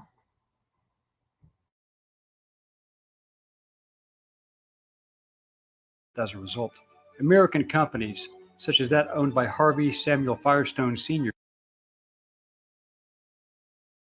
Now, you heard somebody named Harvey Firestone Sr. He might be the one even standing here, right? Now, when did Harvey Firestone Sr. goes to Liberia? He went to Liberia in the 1900s, to be specific, around 1922. And then 1926, they opened the Firestone. So now, in the 1800s, Harvey Firestone was all in DRC Congo looting colonization. Now, listen again. Like I said, the narrator is an American. So he's not going to narrate to castigate America. That's why at the beginning, he took America from the picture. But when you learn your history, you know what America did in Liberia and what America is still doing in Liberia. Now, this Harvey Firestone man, he went in Liberia in the 1900s, but he was in DRC in the 1800s. looting and exploiting the people's resources, right? Now, when he found out that King Leopold, the so-called, was more powerful in Belgium, and he could not compete, that Harvey Firestone could not compete with King Leopold, and he wanted to maintain his rubber business. He went to Liberia. Now, why did he go to Liberia? Listen to this, folks. Why did he go to Liberia? He went to Liberia because Liberia was a territory under the command of Washington, D.C. He being an American, he will not fight in Liberia with anyone. The American government will support him. But he could not have fights in DRC Congo because of the support of Leopold from Belgium. Because everything that was going on in Belgium, Leopold himself was not on the ground. Leopold was in Belgium while he had his command, his soldier, and everything that was going on in DRC Congo. Okay? So he could not compete with Leopold in Belgium because basically Belgium, DRC was already a Belgian colony. So he could not compete. So what he did, he left in the 1900 and then came to America in 1922. And then he fought. And then 1926, he established the Firestone Plantation under the support and command of Washington, D.C. And during that time period, the people they called free slaves, who were the rebellious slaves as a result of the situation of the coup that happened in Virginia against Thomas Jefferson. That's how these people were sent. So these people were sent in Liberia to colonize a place in Africa indirectly for the United States.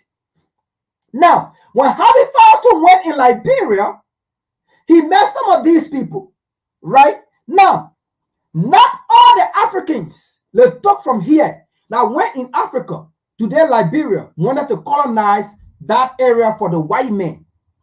And those that did not agree for Harvey Firestone to have a plantation in Liberia to put the native people on a plantation, those of our brothers and sisters that was taken from America here doing slavery, that went to Liberia to have a colony for the United States, those that did not agree,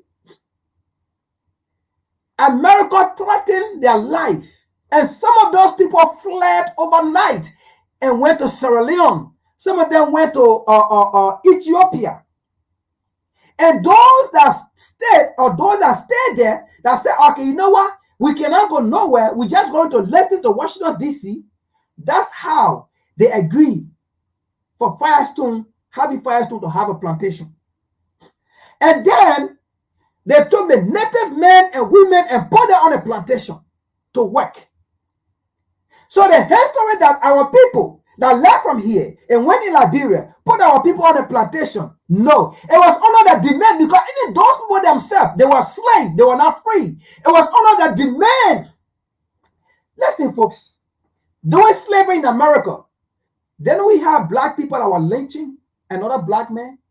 So could that mean that that person owned slave? No, he did it because of the demand of the slave master. Because if he don't do it, he will be lynched, or he will be killed, or he will be hanged.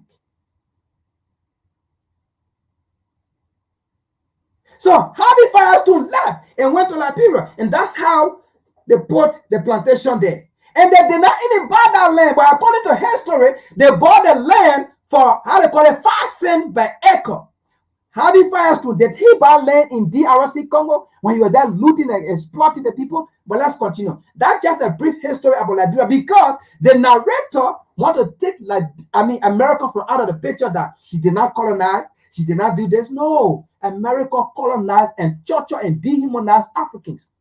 You took part in slavery. Then you don't want to say America colonized. All the nations that took part in colonization, in slavery, all of them took part in the colonization of Africa. All the nation, all the European nation that was part of slavery, that partook in enslaving Africa, Africa or Africans, They partook in the colonization of Africa. So do not take America off. America just used what they call settlers colony to have a colony.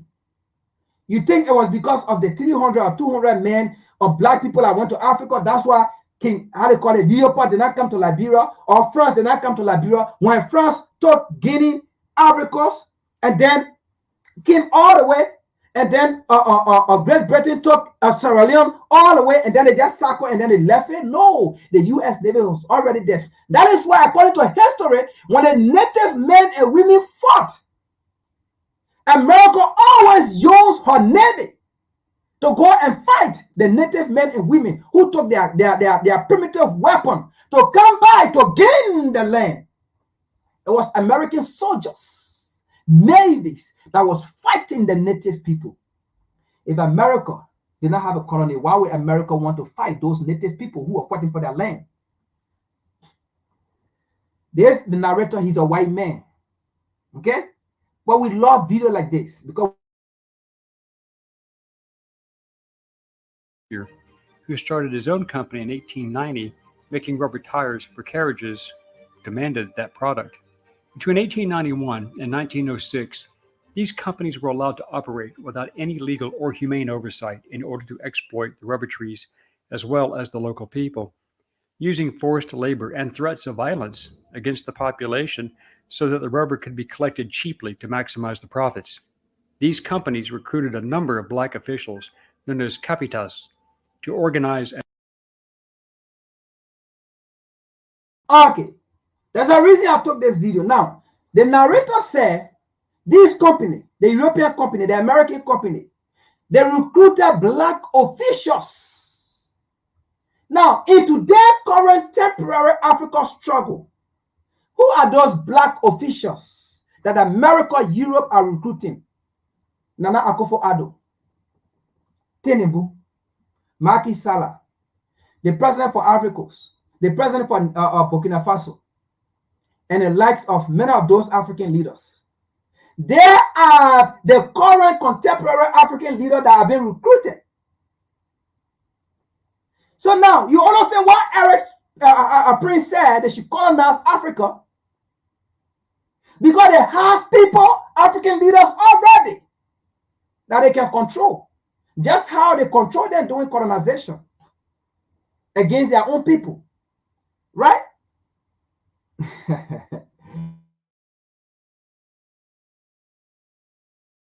And recruit local labor. The capitas were usually compensated for their efforts at getting workers with cheaply acquired items, such as cloth, beads, salt, or a knife, or something like that. One documented event was when a chief who ordered his subjects to gather rubber was rewarded with his own slaves. The Free States military. Now, during those days, like he said, right, the African kings or queens or some of the African who are in authority that the European, the American organization or whatsoever recruited, right, they gave them, item. Now, into their contemporary African struggle, right, Nana Akufo-Addo, people like Nana Akufo-Addo, yeah, I'm calling his name because they are the one putting their faces out there. People like Nana Akufo-Addo, Tinubu, organization like AU Aqua, right? They are being sponsored. The European sponsor the Aqua, America sponsor Aqua, European and American sponsor AU, right? And then they gave them what? Money. So that's the item for today, unlike yesterday. So today, that's the item. And then they gave them loan, and they know that loan will come back in the American bank because Africa does not have bank to put those loans in there, right? So they will bring the money back. So that's the item of today's society, of today's African leaders. And that's why you will see somebody like Nana Akufo-Addo coming to America, telling America to go into Africa, to go and kill another African leader, to go and invade another African nation who are fighting for independence. And that's how during those times, colonial period, kingdoms, African kings who wanted to resist, right? The white man paid all African kingdoms to go and fight all African kingdom because at that time, the white man could not withstand the climatic condition Okay? The white men could not withstand the nature in Africa at that time. So they were using other African kings and queens to go against other African kingdom and kill them. And then when they go in that kingdom, they capture that kingdom, and then they make that people part of that kingdom. And then that people form part of their population. And then they train those people and then go to another kingdom with the support of you and America. And that is what happening today again. So Eric Spencer, you are not wrong. You are right. Because we still have some of those African leaders today. This is colonization, right? Let's continue. There's a reason I brought this video, all right? Force was called the Force Publique, and they enforced their brutal labor policies. The force was established in 1885 with white officers and NCOs and black soldiers. By 1900, the Force Publique numbered 19,000 men. Most of the soldiers were recruited. Now, they talk about black soldiers, right? Now, in today's society, the black soldiers are the UN, the United Nations, right? Now, do you know that the United Nations have changed information that, you know what? No white man going to die for Africans, right? We will use the Africans and train them in the UN to work for UN. Okay? So now, if you are working for UN and you have been trained by UN, what do you think you're going to do? You are going to fight on how the white man wants you to fight, who the white man wants you to fight, and what kind of battle you should win. So if you are trained by UN, by the white man, and the white man tell you, do not go on the war front to go and fight a jihadi or terrorist, you will not go there because you are a private entity listening to the command and demand of the United Nations, the white man, the European, right? So you see what went on during slavery or colonization. That is what's going on today, right? Now, again, let's back forward a little bit, right?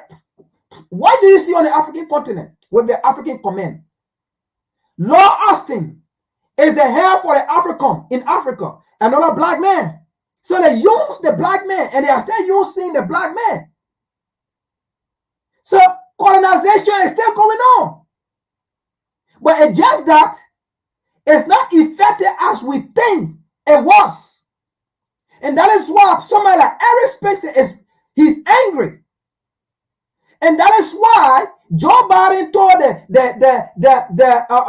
how they call it, the British Prime Minister, we have to unite and re-strategize on what to do to overtake Africa. That is why how they call it, the Israeli Prime Minister said after Palestine and Gaza, Africa will be next.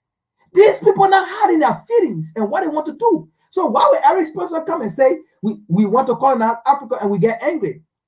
When America is supporting Israel to seize the people land, genocide, and then they see Israel come and say, after we are done, after America and Israel are done with Palestine and Gaza, America and Asia will go to Africa. Africa will be next. You think these people hiding it? But we still have Africans praying for Israel to finish with Gaza and Palestine to come to Africa. We have African pastors who are fasting and praying for Israel, so that when they finish with Palestine and Gaza, then they will come to Africa. We have these stupid and dumb African pastors praying for Israel to win the war, praying for Israel to kill a Palestinian, praying for Israel to destroy and take the people land, and then after that come to Africa. When they themselves have said, after we are done, we are coming to Africa next. And then you are there praying for them. We still have African leaders making business with Israel. We still have African leaders making business with America. These people are not having enough feelings. Let's continue. Colonization. From Zanzibar, Nigeria, and Liberia, among other places. This was so that the soldiers would have no direct contact. Force Publique numbered 19,000 men. Most of the soldiers were recruited from Zanzibar, Nigeria, and Liberia, among other places. This was so that the soldiers would have no direct connection to the people they were ordered to abuse and therefore have little sympathy. Some soldiers were recruited in the Congo specifically, but from ethnic and social groups considered to include the Bangala and the Zapo-Zaps from the Songye ethnic group. They were recruited by the whites to be enforcers, as they were the most feared by the Congolese people, and for good reason. The Zapo-Zaps had a history of cannibalism, and they often raided for slaves, which was So now you listen to where soldiers were recruited, right? Because Liberia, America controlled Liberia, soldiers were recruited from Liberia. A colony. I mean, he's saying his own thing contradicting himself still. All the area they recruited Zanzibar, like Tanzania today, they were all colony under the British. So you see that.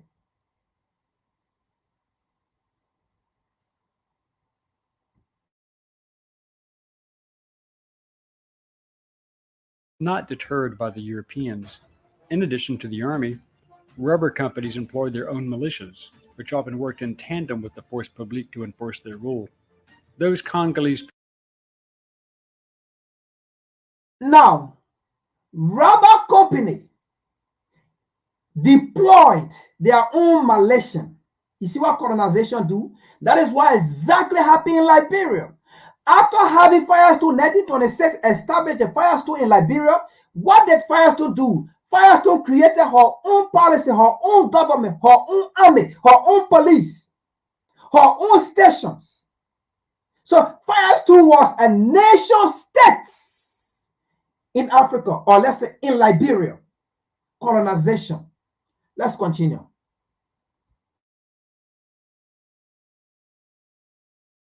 People who refused to work in their rubber plantations were often killed, or at the very least beaten and sometimes maimed, and entire villages burned to the ground and their children taken as slave labor. In 1900, Firestone soon saw the huge potential for marketing tires for automobiles and then founded the Firestone Tire and Rubber Company. And for this, he needed tons of rubber. In fact, there was a worldwide demand, so Firestone made a deal with Leopold for the rubber. This new demand for rubber to be shipped to the United States drastically increased the rubber quota placed upon the workers. People were literally worked to death. On top of the brutal working conditions, there was no national health care provided to the unpaid workers. And by 1901, it was determined that over 500,000 Congolese had died of a variety of diseases, such as the sleeping sickness, malaria, cholera, and amoebic dysentery, and there was also a long-standing famine. Death was always nearby. The workers could not grow food in the acidic jungle soil, which was perfect for planting and growing rubber. Those areas good for farming were left unattended, as the farmers were forced to harvest rubber, so no food was grown. Feeding the workers was not considered a priority, while the European overseers had their food shipped in and cattle raised for their food supply. What was well recorded were the many atrocities committed in the Congo. Punishments for not working at all were often death in various ways, from beheading, being shot, and the ever-popular hand tax. And failure to meet the rubber collection quotas was punishable by death, and the force publique were required to provide the hands of their victims as proof when they shot and killed someone. This requirement was due to the fear from the company managers that the soldiers would use their bullets for hunting or possibly even stockpile their ammunition for a mutiny. The black soldiers were also not paid very well, so they were allowed to rape and pillage as part of their compensation. These abuses did not go unnoticed and were chronicled by witnesses, such as one Catholic priest cited by historian Adam Hochschild in his book. Did you know that your pineal gland, hidden deep within the base of your brain, allows you to connect to the universe and manifest your innermost? King Leopold's Ghost, a story of greed, terror, and heroism in Colombia. Again, that's bearing in mind here. Even though that Catholic priest, right, he wrote his book. Now, this is what they were there for, right? As they were doing the torture, as they were torturing Africans, dehumanizing them, right? As they were doing these things to them, right? They have these missionaries, these religious leaders, these religious groups.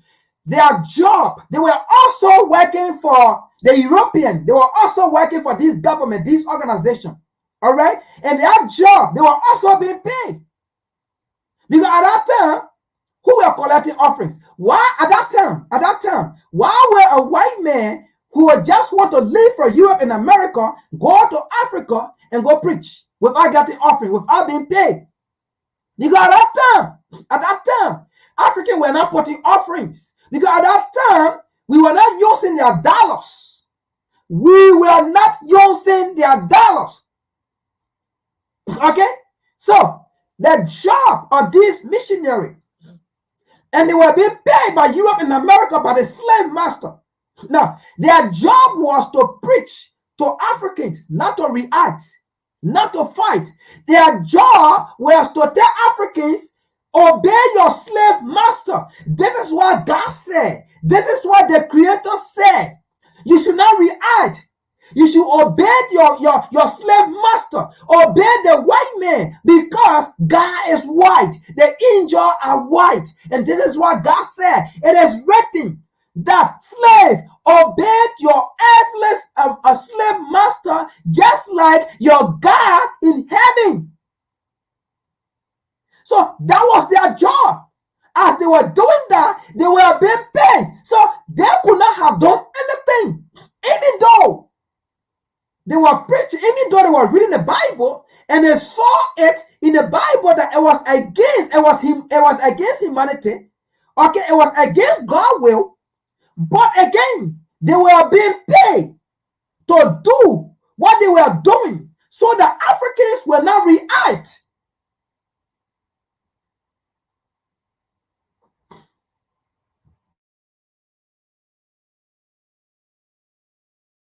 Colonial Africa. And he quoted a man, Tisambwe, speaking of the hated state official Leon Frebe, who ran a district along the river 300 miles north of Stanleyville. All blacks saw this man as the devil of the equator. From all the bodies killed in the field, you had to cut off the hands. He wanted to see the number of hands cut off by each soldier, who had to bring them in baskets. A village which refused to provide rubber would be completely swept clean. As a young man, I saw Fivier's soldier, Mohili, then guarding the village of Boyeka, take a net, put 10 arrested natives into it, attach big stones to the net, and tumble it into the river. Rubber causes these torments. That's why we no longer want to hear its name spoken. Soldiers made young men kill or rape their own mothers and sisters. Another example of the horrors the people endured is chronicled by historian Peter Forbath in The River Congo, the discovery, exploration, and exploitation of the world's most dramatic rivers, who recounted one junior officer who described a raid to punish a village that had protested. The officer in command ordered us to cut off the heads of the men and hang them on the village palisades, and to hang the women and the children on the palisade in the form of a cross. After seeing a Congolese person killed for the first time, a Danish missionary wrote, "The soldier said, 'Don't take this to heart so much. They kill us if we don't bring the rubber. The commissioner has promised us if we have plenty of hands, he will shorten our service.'" In Forbath's own words, the baskets of severed hands set down at the feet of the European post commanders became the symbol of the Congo Free State. The collection of hands became an end in itself. Force Publique soldiers brought them to the stations in place of rubber, and they even went out to harvest them instead of rubber. They became a sort of currency. They came to be used to make up for shortfalls in rubber quotas to replace the people who were demanded for the forced labor gangs, and the Force Publique soldiers were paid their bonuses on the basis of how many hands they collected. Many people call the Belgian Congo a genocide or Holocaust, but what did King Leopold know? What did he believe? And what did he do about it? Historian Barbara Emerson stated, "Leopold did not start genocide. He was greedy for money and chose not to interest himself when things got out of control." According to Hochschild, while not a case of genocide in the strict sense, the atrocities in the Congo were one of the most appalling slaughters known to have been brought about by human agency.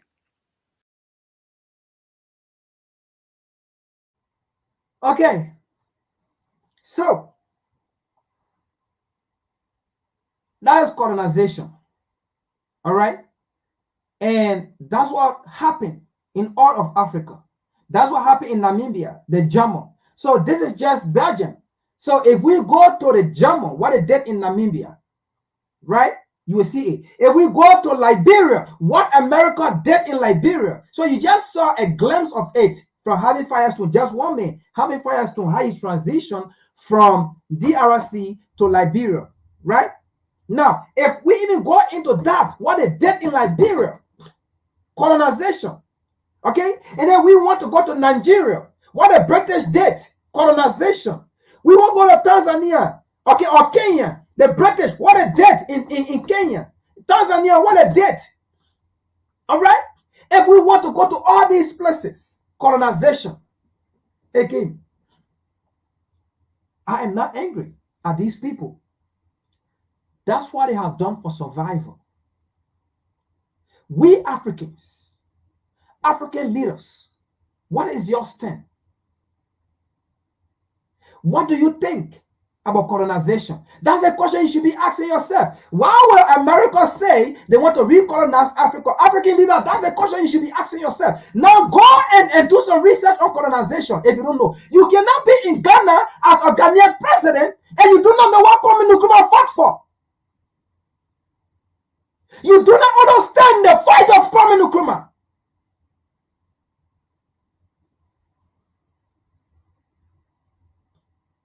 You cannot be in Kenya as a leader. You do not understand William Ruto. You do not understand what Jomo Kenyatta fought for.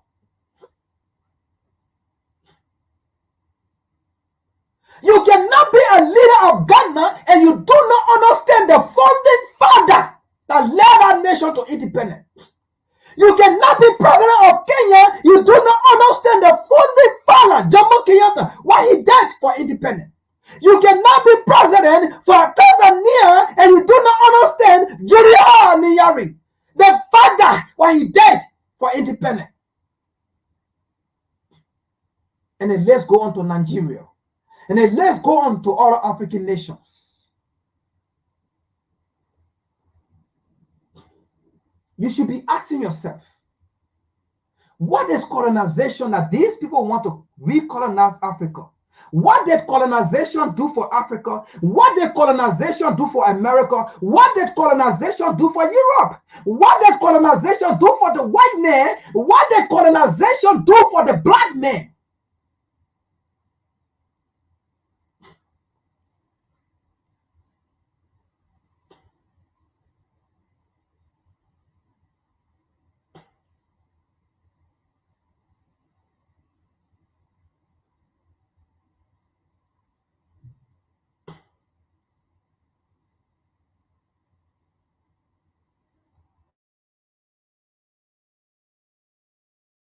Schools might have just like or educated or science, right? But here is Blackwater founder CEO Eric Prince weighing in on the concept of imperialism. Oh, great! All this talk of illegal migration in Europe, in the United States, it ultimately comes down to a contest of what is governance, who is governed, which countries are governed well, and if so many of these countries around the world are incapable of governing themselves, then it's time for us to just put the imperial hat back on to say, we're going to govern those countries if you're incapable of governing yourselves, because enough is enough. We're done being invaded. Because our own national security risk is at stake. Exactly. National security interests are at stake. You can say that about pretty much all of Africa. They're incapable of governing themselves and benefiting their citizens because the governments there are all about looting and pillaging and lining their pockets and going shopping in Paris instead of actually hold on a second. Hold on. People on the left are going to watch this. They're going to say, wait a minute, Eric Prince is talking about being a colonialist again. Absolutely. Yes. Enough. Because if you go to these countries and you see how they suffer under absolutely corrupt, made-up governments that are just criminal syndicates. Made-up governments. The people of Africa, the people of Latin America, a lot of them deserve better. Now, some countries are really getting it together. Look at what El Salvador did. Bukele, murder capital of Latin America, he said, no more. Now El Salvador is safer than Prince William County. And he took just south of Washington, D.C. He put... So, first of all, I like the idea that America took its imperial hat off at some point. Right. Now, I love the part that she said, America, first of all, America took her imperial hat on, right? And then she catch herself, and then she said, at some point. I love the fact that she said, at some point. But the fact here is, America have not yet taken that imperial hat off. is still there. Who invaded the Middle East? That was imperialism. Who killed Gaddafi? That was imperialism. Who infiltrated Africans' elections? That is imperialism. And Eric Prince, in a video, what he said as his closing argument, he said, these African leaders, these African head of states, these African government are made of government. Look, folks, I'm not angry at what he said. He pointed out the obvious, or he pointed out the obvious. These African government are made of government.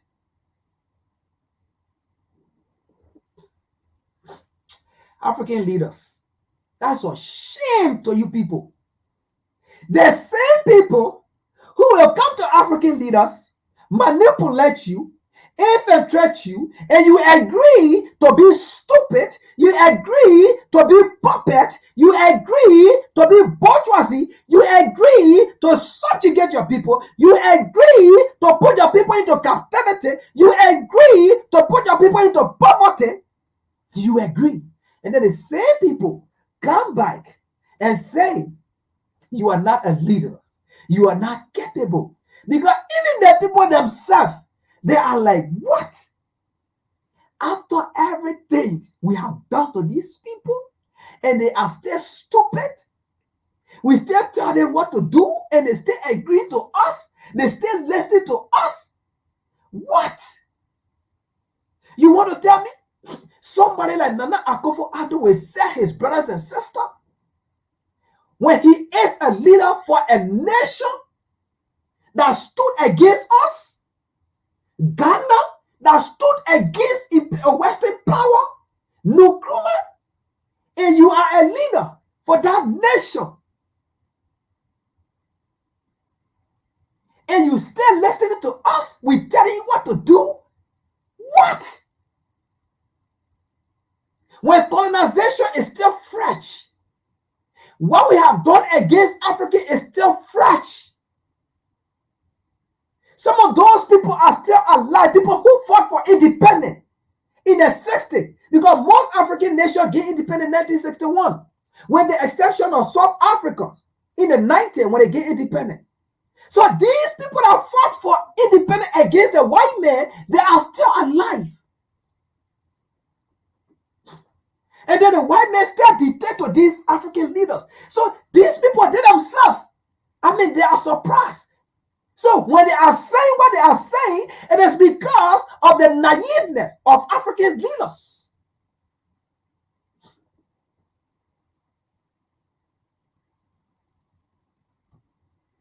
Let's end with this video from my brother, Mike Chiovala. Let's see his own perspective. I have given mine. So let's see other people's reaction. I love his reaction too.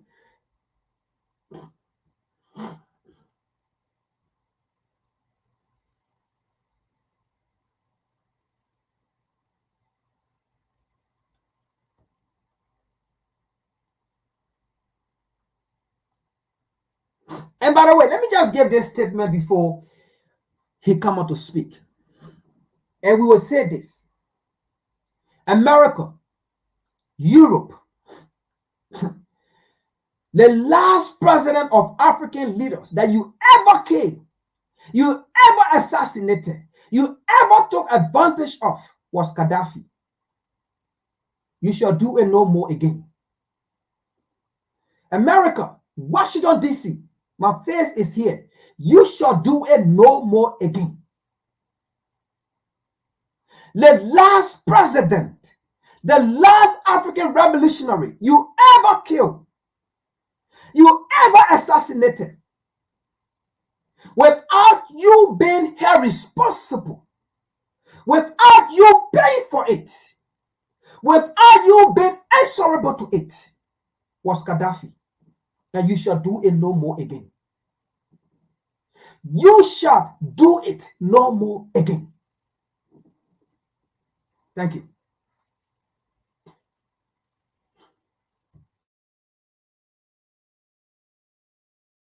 crisis in Africa is there. Yes, the people of Africa are suffering. Yes, the people of Africa deserve better. But that better is not you coming out to the continent and colonizing again. Let me tell you again, the betterment of Africa is not about you white men coming back to Africa and colonize Africa again.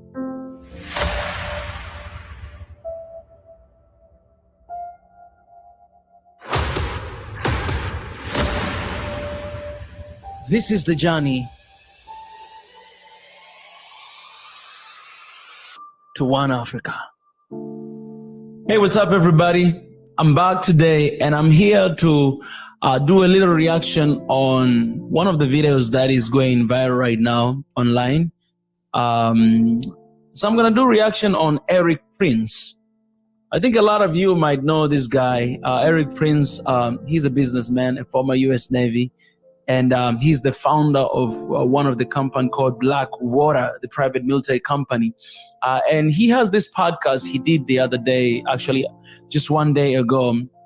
And he's talking about recolonizing Africa once again. So we're just going to listen to this, and then I will give my thoughts. And maybe you guys as well, you can comment in the comment section to give your personal opinion on what he says. All right. So let's jump right into it.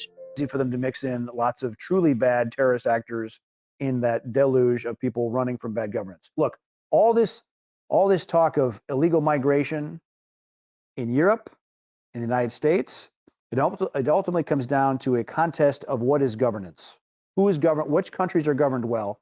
And if so many of these countries around the world are incapable of governing themselves, then it's time for us to just put the imperial hat back on to say we're going to govern those countries. Whoa! Wait a little bit, Eric. Wait a little bit. So he says the issue of immigrants, it falls down to the issue of leadership. And if all of these countries where these immigrants coming from, they're not capable of governing themselves, them USA, Eric Prince, they should put on the imperialist hats. Basically, they should return back to the colonialism and go and govern this country. Why? Because this country are not capable of governing themselves. Therefore, they have to take charge. So let me ask you this one question, Eric. Is USA capable of governing yourself? Just one question. Big news. In the next 60 seconds, I'm going to show you the fastest way to become a millionaire. Right now, there are over 1,700 new millionaires created every day in America alone, and it is more than double that across the globe. People are becoming millionaires faster and easier than ever before. But how do they do it? And more importantly, how can an average person do it too? My name is Jeff Lerner, and I did not become a millionaire the traditional way. I didn't work for 40 years. I didn't invent anything. I don't have a trust fund, and I did not win the lottery. But I did take a massive shortcut. And since then, I have made over $40 million. Because it seems like you're pointing fingers at others, and you forget about yourself. That these countries are not capable of governing themselves, and therefore we should go invade and governing them. All right, let's keep watching. You're incapable of governing yourselves because enough is enough. We're done being invaded. Because our own national security risk is at stake. Exactly. National security interests are at stake. You can say that. And this guy is helping out. He said, because when these guys are coming as an immigrant, our national security, is at stake. So we must go and prevent that from happening by recolonizing them, by governing them again. All right. Pretty much all of Africa are incapable of governing themselves and benefiting their citizens. Because let's stop there. Say pretty much all of Africa, they're incapable of governing themselves and benefiting our citizen. And let me ask you this question, who is watching. How true this statement is? Because just the other day I came here to talk about Congo, and I was talking about everything it falls down on the leadership, and the crisis of leadership in Africa is the result of crisis of manhood in Africa. I said that, and you guys got to go and watch that video. And I am afraid. No, I am concerned, and I am very concerned that what he says, it's right about Africa. Let's keep listening. Governments there are all about looting and pillaging and lining their pockets and going shopping in Paris instead of actually making their country better. All right.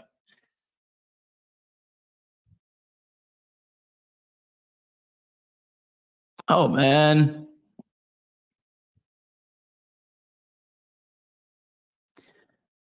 This is what we talk about all the time.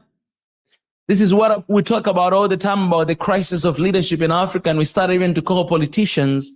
He says, Africa is not capable of governing themselves, Africans.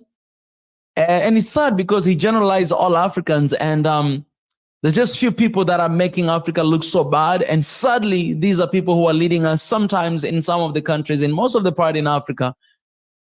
And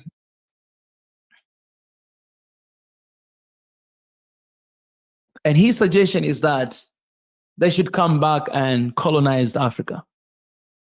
Let's keep watching first. People on the left are going to watch this. They're going to say, wait a minute, Eric Prince is talking about being a colonialist again. Absolutely.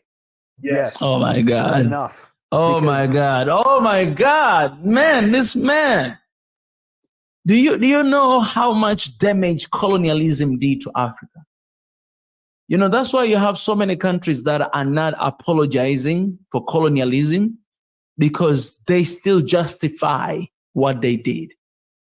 What he's implying here, Eric, what he's trying to point out, he's pointing out issues that are in Africa, and it's true, these issues are in Africa, but what he forgets is that most of these issues are caused by the colonialism. Most of these issues, they started in Africa because of what they did to Africa or what they're doing today. Wait a little bit. I'm not disregard of what is happening. We cannot victimizing ourselves, because most of these issues that are happening is because of the poor leadership in Africa.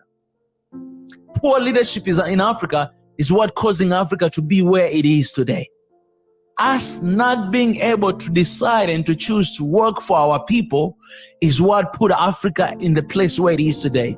But also we cannot forget that this was very strategically, since the colonialism until today, Africa to remain at the place where it is today, to continue to keep begging, to continue to be helpless and hopeless. Where we are today is the result of what has been done for so long time to Africa and to Africans. They did it to Africa, and this is the result. So you cannot remove yourself out of the equation of what is happening in Africa. And also Africans, we cannot remove ourselves out of the equation. We all play the both sides. We are all the reason of what is happening in Africa. So you coming and suggesting that we must come back to colonialism and colonize these places because the issues that are happening in Africa, immigrants issues, and what is happening in the US, it's caused by the bad leadership in these countries. Pointing fingers.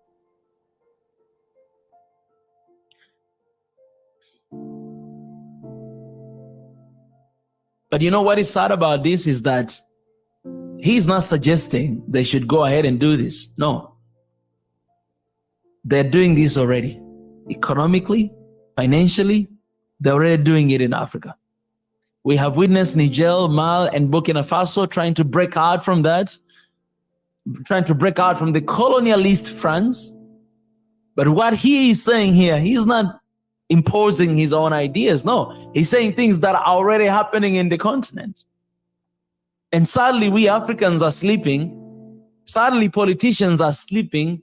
They don't even know that they are solid plan to colonize Africa once again. Let me ask you this. What thing are going to stop these guys from doing what they're suggesting to do in Africa today? What is it going to stop them? If it is money and funds, we always receive from them. We have so many contracts with their companies here in our country. If you live in Pennsylvania and you own a home, don't skip this YouTube ad just yet. So many of them are here in the continent. Why is it going to stop them if they decide today to colonize Africa? Ask yourself. And that's why I work so hard, and we work so hard to promote Africa's unity, because the only thing that can stop this is the unity of Africa. When African comes together and decide to change this continent and decide to change the leadership of Africa, decide to stand tall and want the change to happen in the continent right now and not 2063, this is not going to happen. Let's keep watching. If you go to these countries and you see how they suffer under absolutely corrupt, made-up governments that are just criminal syndicates, the people of Africa, the people of Latin America, a lot of them deserve better. Now, all right, okay. Let me say this, guys. Everything that he says, to be honest, apart from his suggestion, is true. When you come to the continent and you see how the people suffer, it's true. Yes. You can see it everywhere. I see it every single day. When I move around the continent of Africa, I see it every single day. Corrupt governments, yes, it's true. But it's the same thing with other countries as well. Same thing with the USA as well, corruption. So if he's trying to suggest that coming back to colonize Africa is going to solve the issue of corruption, issue of undermining the people of Africa, I mean, it's not true, because that's what colonialism did to Africa. Colonialism, it was basically taking advantage of Africa. It doesn't mean that things are going to change. No, things are going to get worse, because that is what has always been. So basically what he's suggesting is what I was saying to you guys. This is Greek philosophy, but they believe that this man, you know, with the blue eyes, you know, with blonde hair, and with all this like white skin color, they are ordained by God to control, to govern. That is their job, to govern the entire races of Africa, the entire races of the people.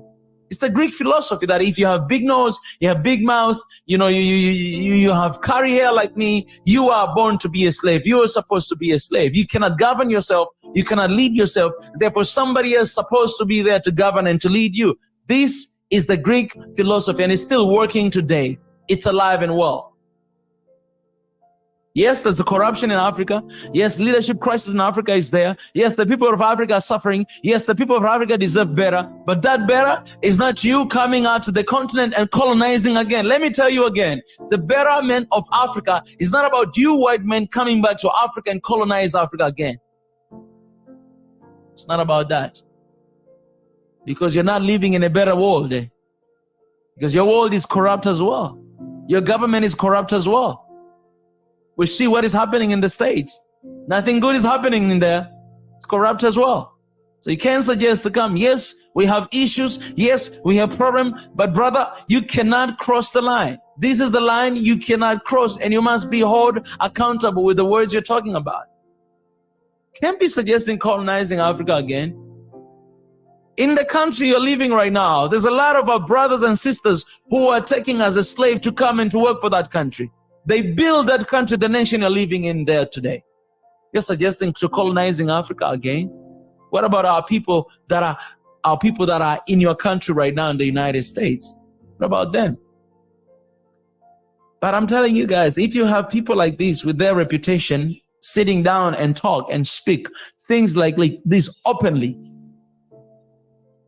you must know that with all the conviction you see, he says these things. You must know that he's not suggesting these things to happen in the future. No, these things are already happening. He is already doing it.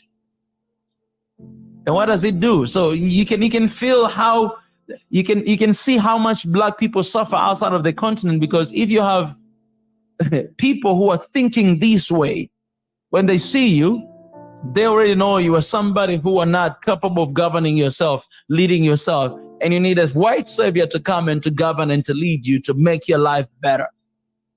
And those are mindsets that we need to change in our people. And all of these things, it begins with the Africa's unity. Africa's unity is the solution to these issues we're talking about today. Countries that cannot fix themselves, particularly in Africa, the worst. He said the country that cannot fix themselves, specifically Africa, the worst. So he's actually talking about the countries, and then he's generalized the entire continent is worse. In Africa, they cannot fix themselves. He already came up with that conclusion that we cannot fix ourselves. It's better to look for another option of governance. To think about other governance options, because they are clearly not capable of self-governance. Or bringing the professionalism they need to... All right. You see, he said they're clearly not capable of governing themselves. So we better look at the other option of government. That means for them coming in to lead it. Relies on their own natural resources. And the most of all, stop lending, stop the aid programs, which really only benefit the elites in those countries, to the detriment of the little guys. Or it's benefit. All right. Okay. So, I mean, the interview as well, he's talking about bringing the expertise, and take care of the resources. That's what is happening right now. You can't say. Would you believe that doing a simple 5-minute trick just once a day can raise your credit score? That is the plan that you want it to happen. That's what you've been trying to do before. During colonialism, even today, that's what you're doing. All the resources are not benefiting African people. But also, Eric is suggesting something. He said we should stop these aids coming to Africa. That's one thing that I can agree with him as well, because he said it's only benefiting elites and the normal people are still struggling. What Eric is trying to say, I understand. And sadly, I agree with him. The problem and issues in Africa that is happening. But the way that he's suggesting to go around this, I do not agree even for a second. I cannot sit here being a hypocrite and be like, you know what? You cannot talk about Africa like that. Man, what he's saying is true about Africa. I've been talking about that all the time. All of my videos, I talk about the crisis of leadership. All of my videos, I talk about all these things. So I cannot sit here and pretend and to say that, no, brothers, you cannot talk about Africa like that. No. What he says is true. And what is strange is what I've been talking about all the time, is what a lot of other Africans are talking about all the time, that we deserve better. We don't deserve this kind of leadership. We don't deserve this kind of organizations. We don't deserve it. Our people keep dying. Our people that don't have food on the table. We don't have employment. Nothing is moving on in Africa. And only few people are benefiting from the aids that are coming in Africa. They don't support low quality of life people, but it's supporting them at least, the one using it for themselves. What he says, I agree with him 100%. But I do not agree with him that they should put back on the imperialist hat and coming back to colonize Africa. Because yes, Africa, we have issues, we have problems with the leadership, with the government and all those kind of things. But you cannot exclude yourself. You have issue with your government, with your politics, you have issue with that. You're not a good role model for the rest of the world. You can't sit there and pretend to be a good role model. The matter of fact, a lot of issues that are happening in Africa, a lot of issues that are happening in most of the countries, it is because of you. Look at what happened in Libya. You took down Muammar Gaddafi because you thought that he was not capable of governing his own people. So you should step in and try to lead that country. Obama himself, he proclaimed, he confessed that was one of the worst mistakes he did, because things in Libya right now are worse than where they used to be when Gaddafi was there. You have tried to do that in so many countries, but you failed. You've tried to went there and to try, where is that? Where is this country? Look at all these countries in the Middle East. You guys, you cause so much wars in all those countries. In Africa, we see that happening day after day. And today you are suggesting that you deserve the better government. And what is the better government? Here we come, heroes again, America. That's the only thing I do not agree with you. That's the only thing Africa will not agree with you. But guys, let me talk to Africans, man. These things are not just being suggested to happen. These things have already happened to Africa. They're happening today. And let this be a wake-up call.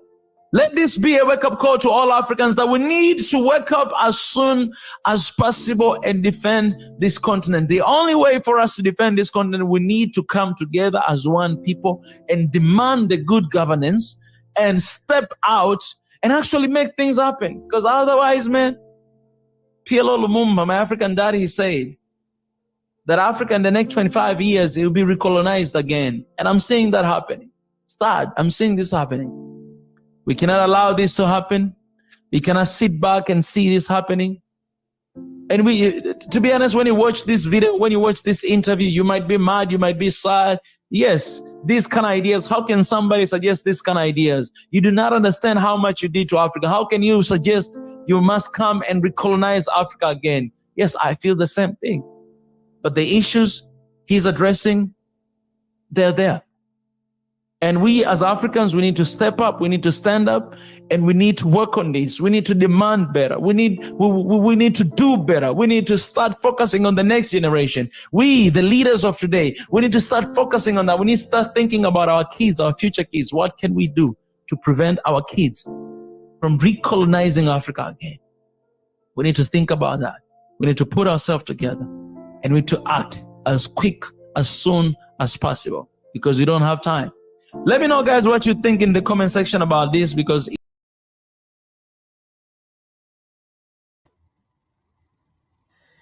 All right, family, that is today's discussion, and that is what we have to bring to date. Again, it is on to those African leaders to act because they are in power. And as we speak here, matter of fact, we are the enemies to them. We are the enemies to the African leaders because we're pointing them out. We are here to point them out.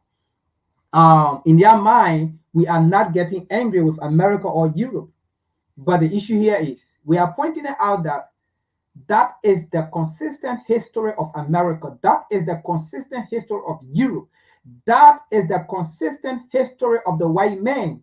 If you go into history, there are now been a time in history where they work with other people that they meet on that land. They go and invade and kill, okay, and use bioweapon, all sort of things, and take the land, like we're seeing today in Gaza and Palestine. All right. So African leaders, these talks of Eric Prince is exactly about you. Now, the challenge is you. America is saying African leaders do not know how to lead. Europe is saying African leaders do not know how to govern on their people. Europe and America are saying African leaders are corrupt. Europe and America are saying African leaders only take the little resources for them and their family. So what you get to tell us, what you get to say.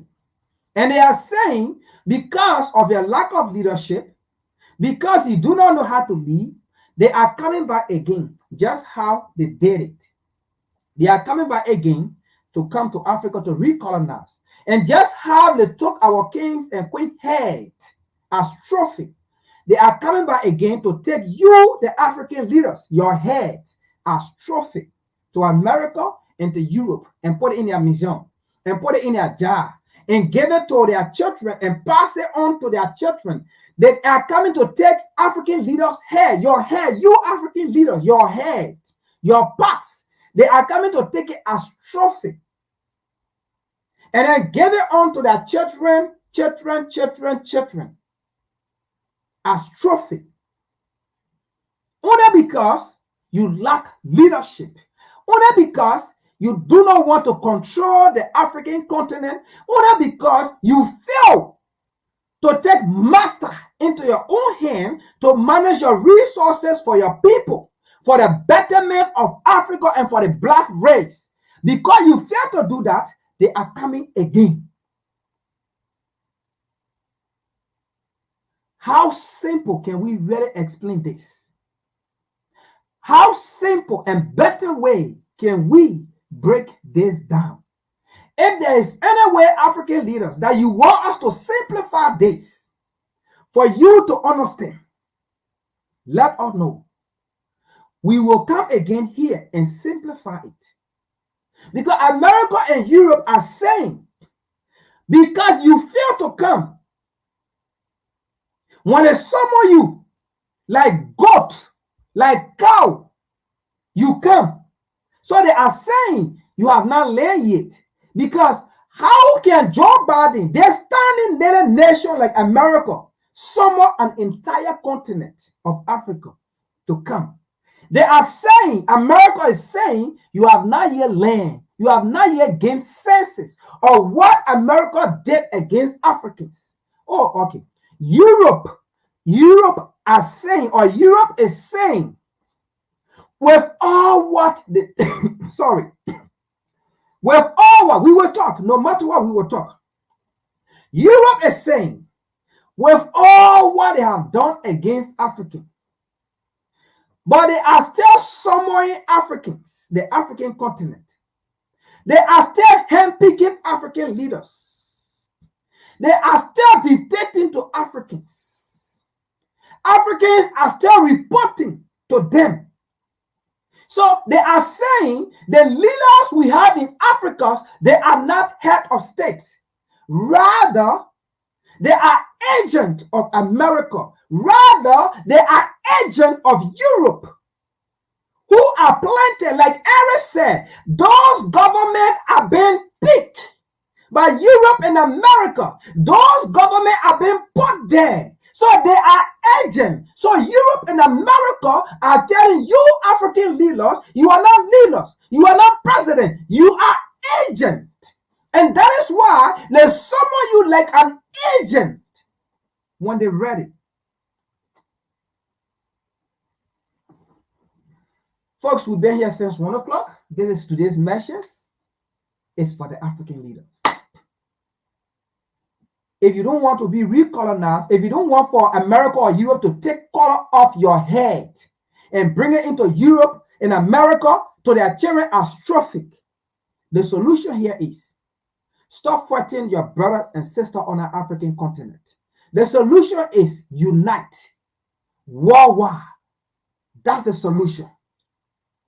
Unite the African continent. That's the solution.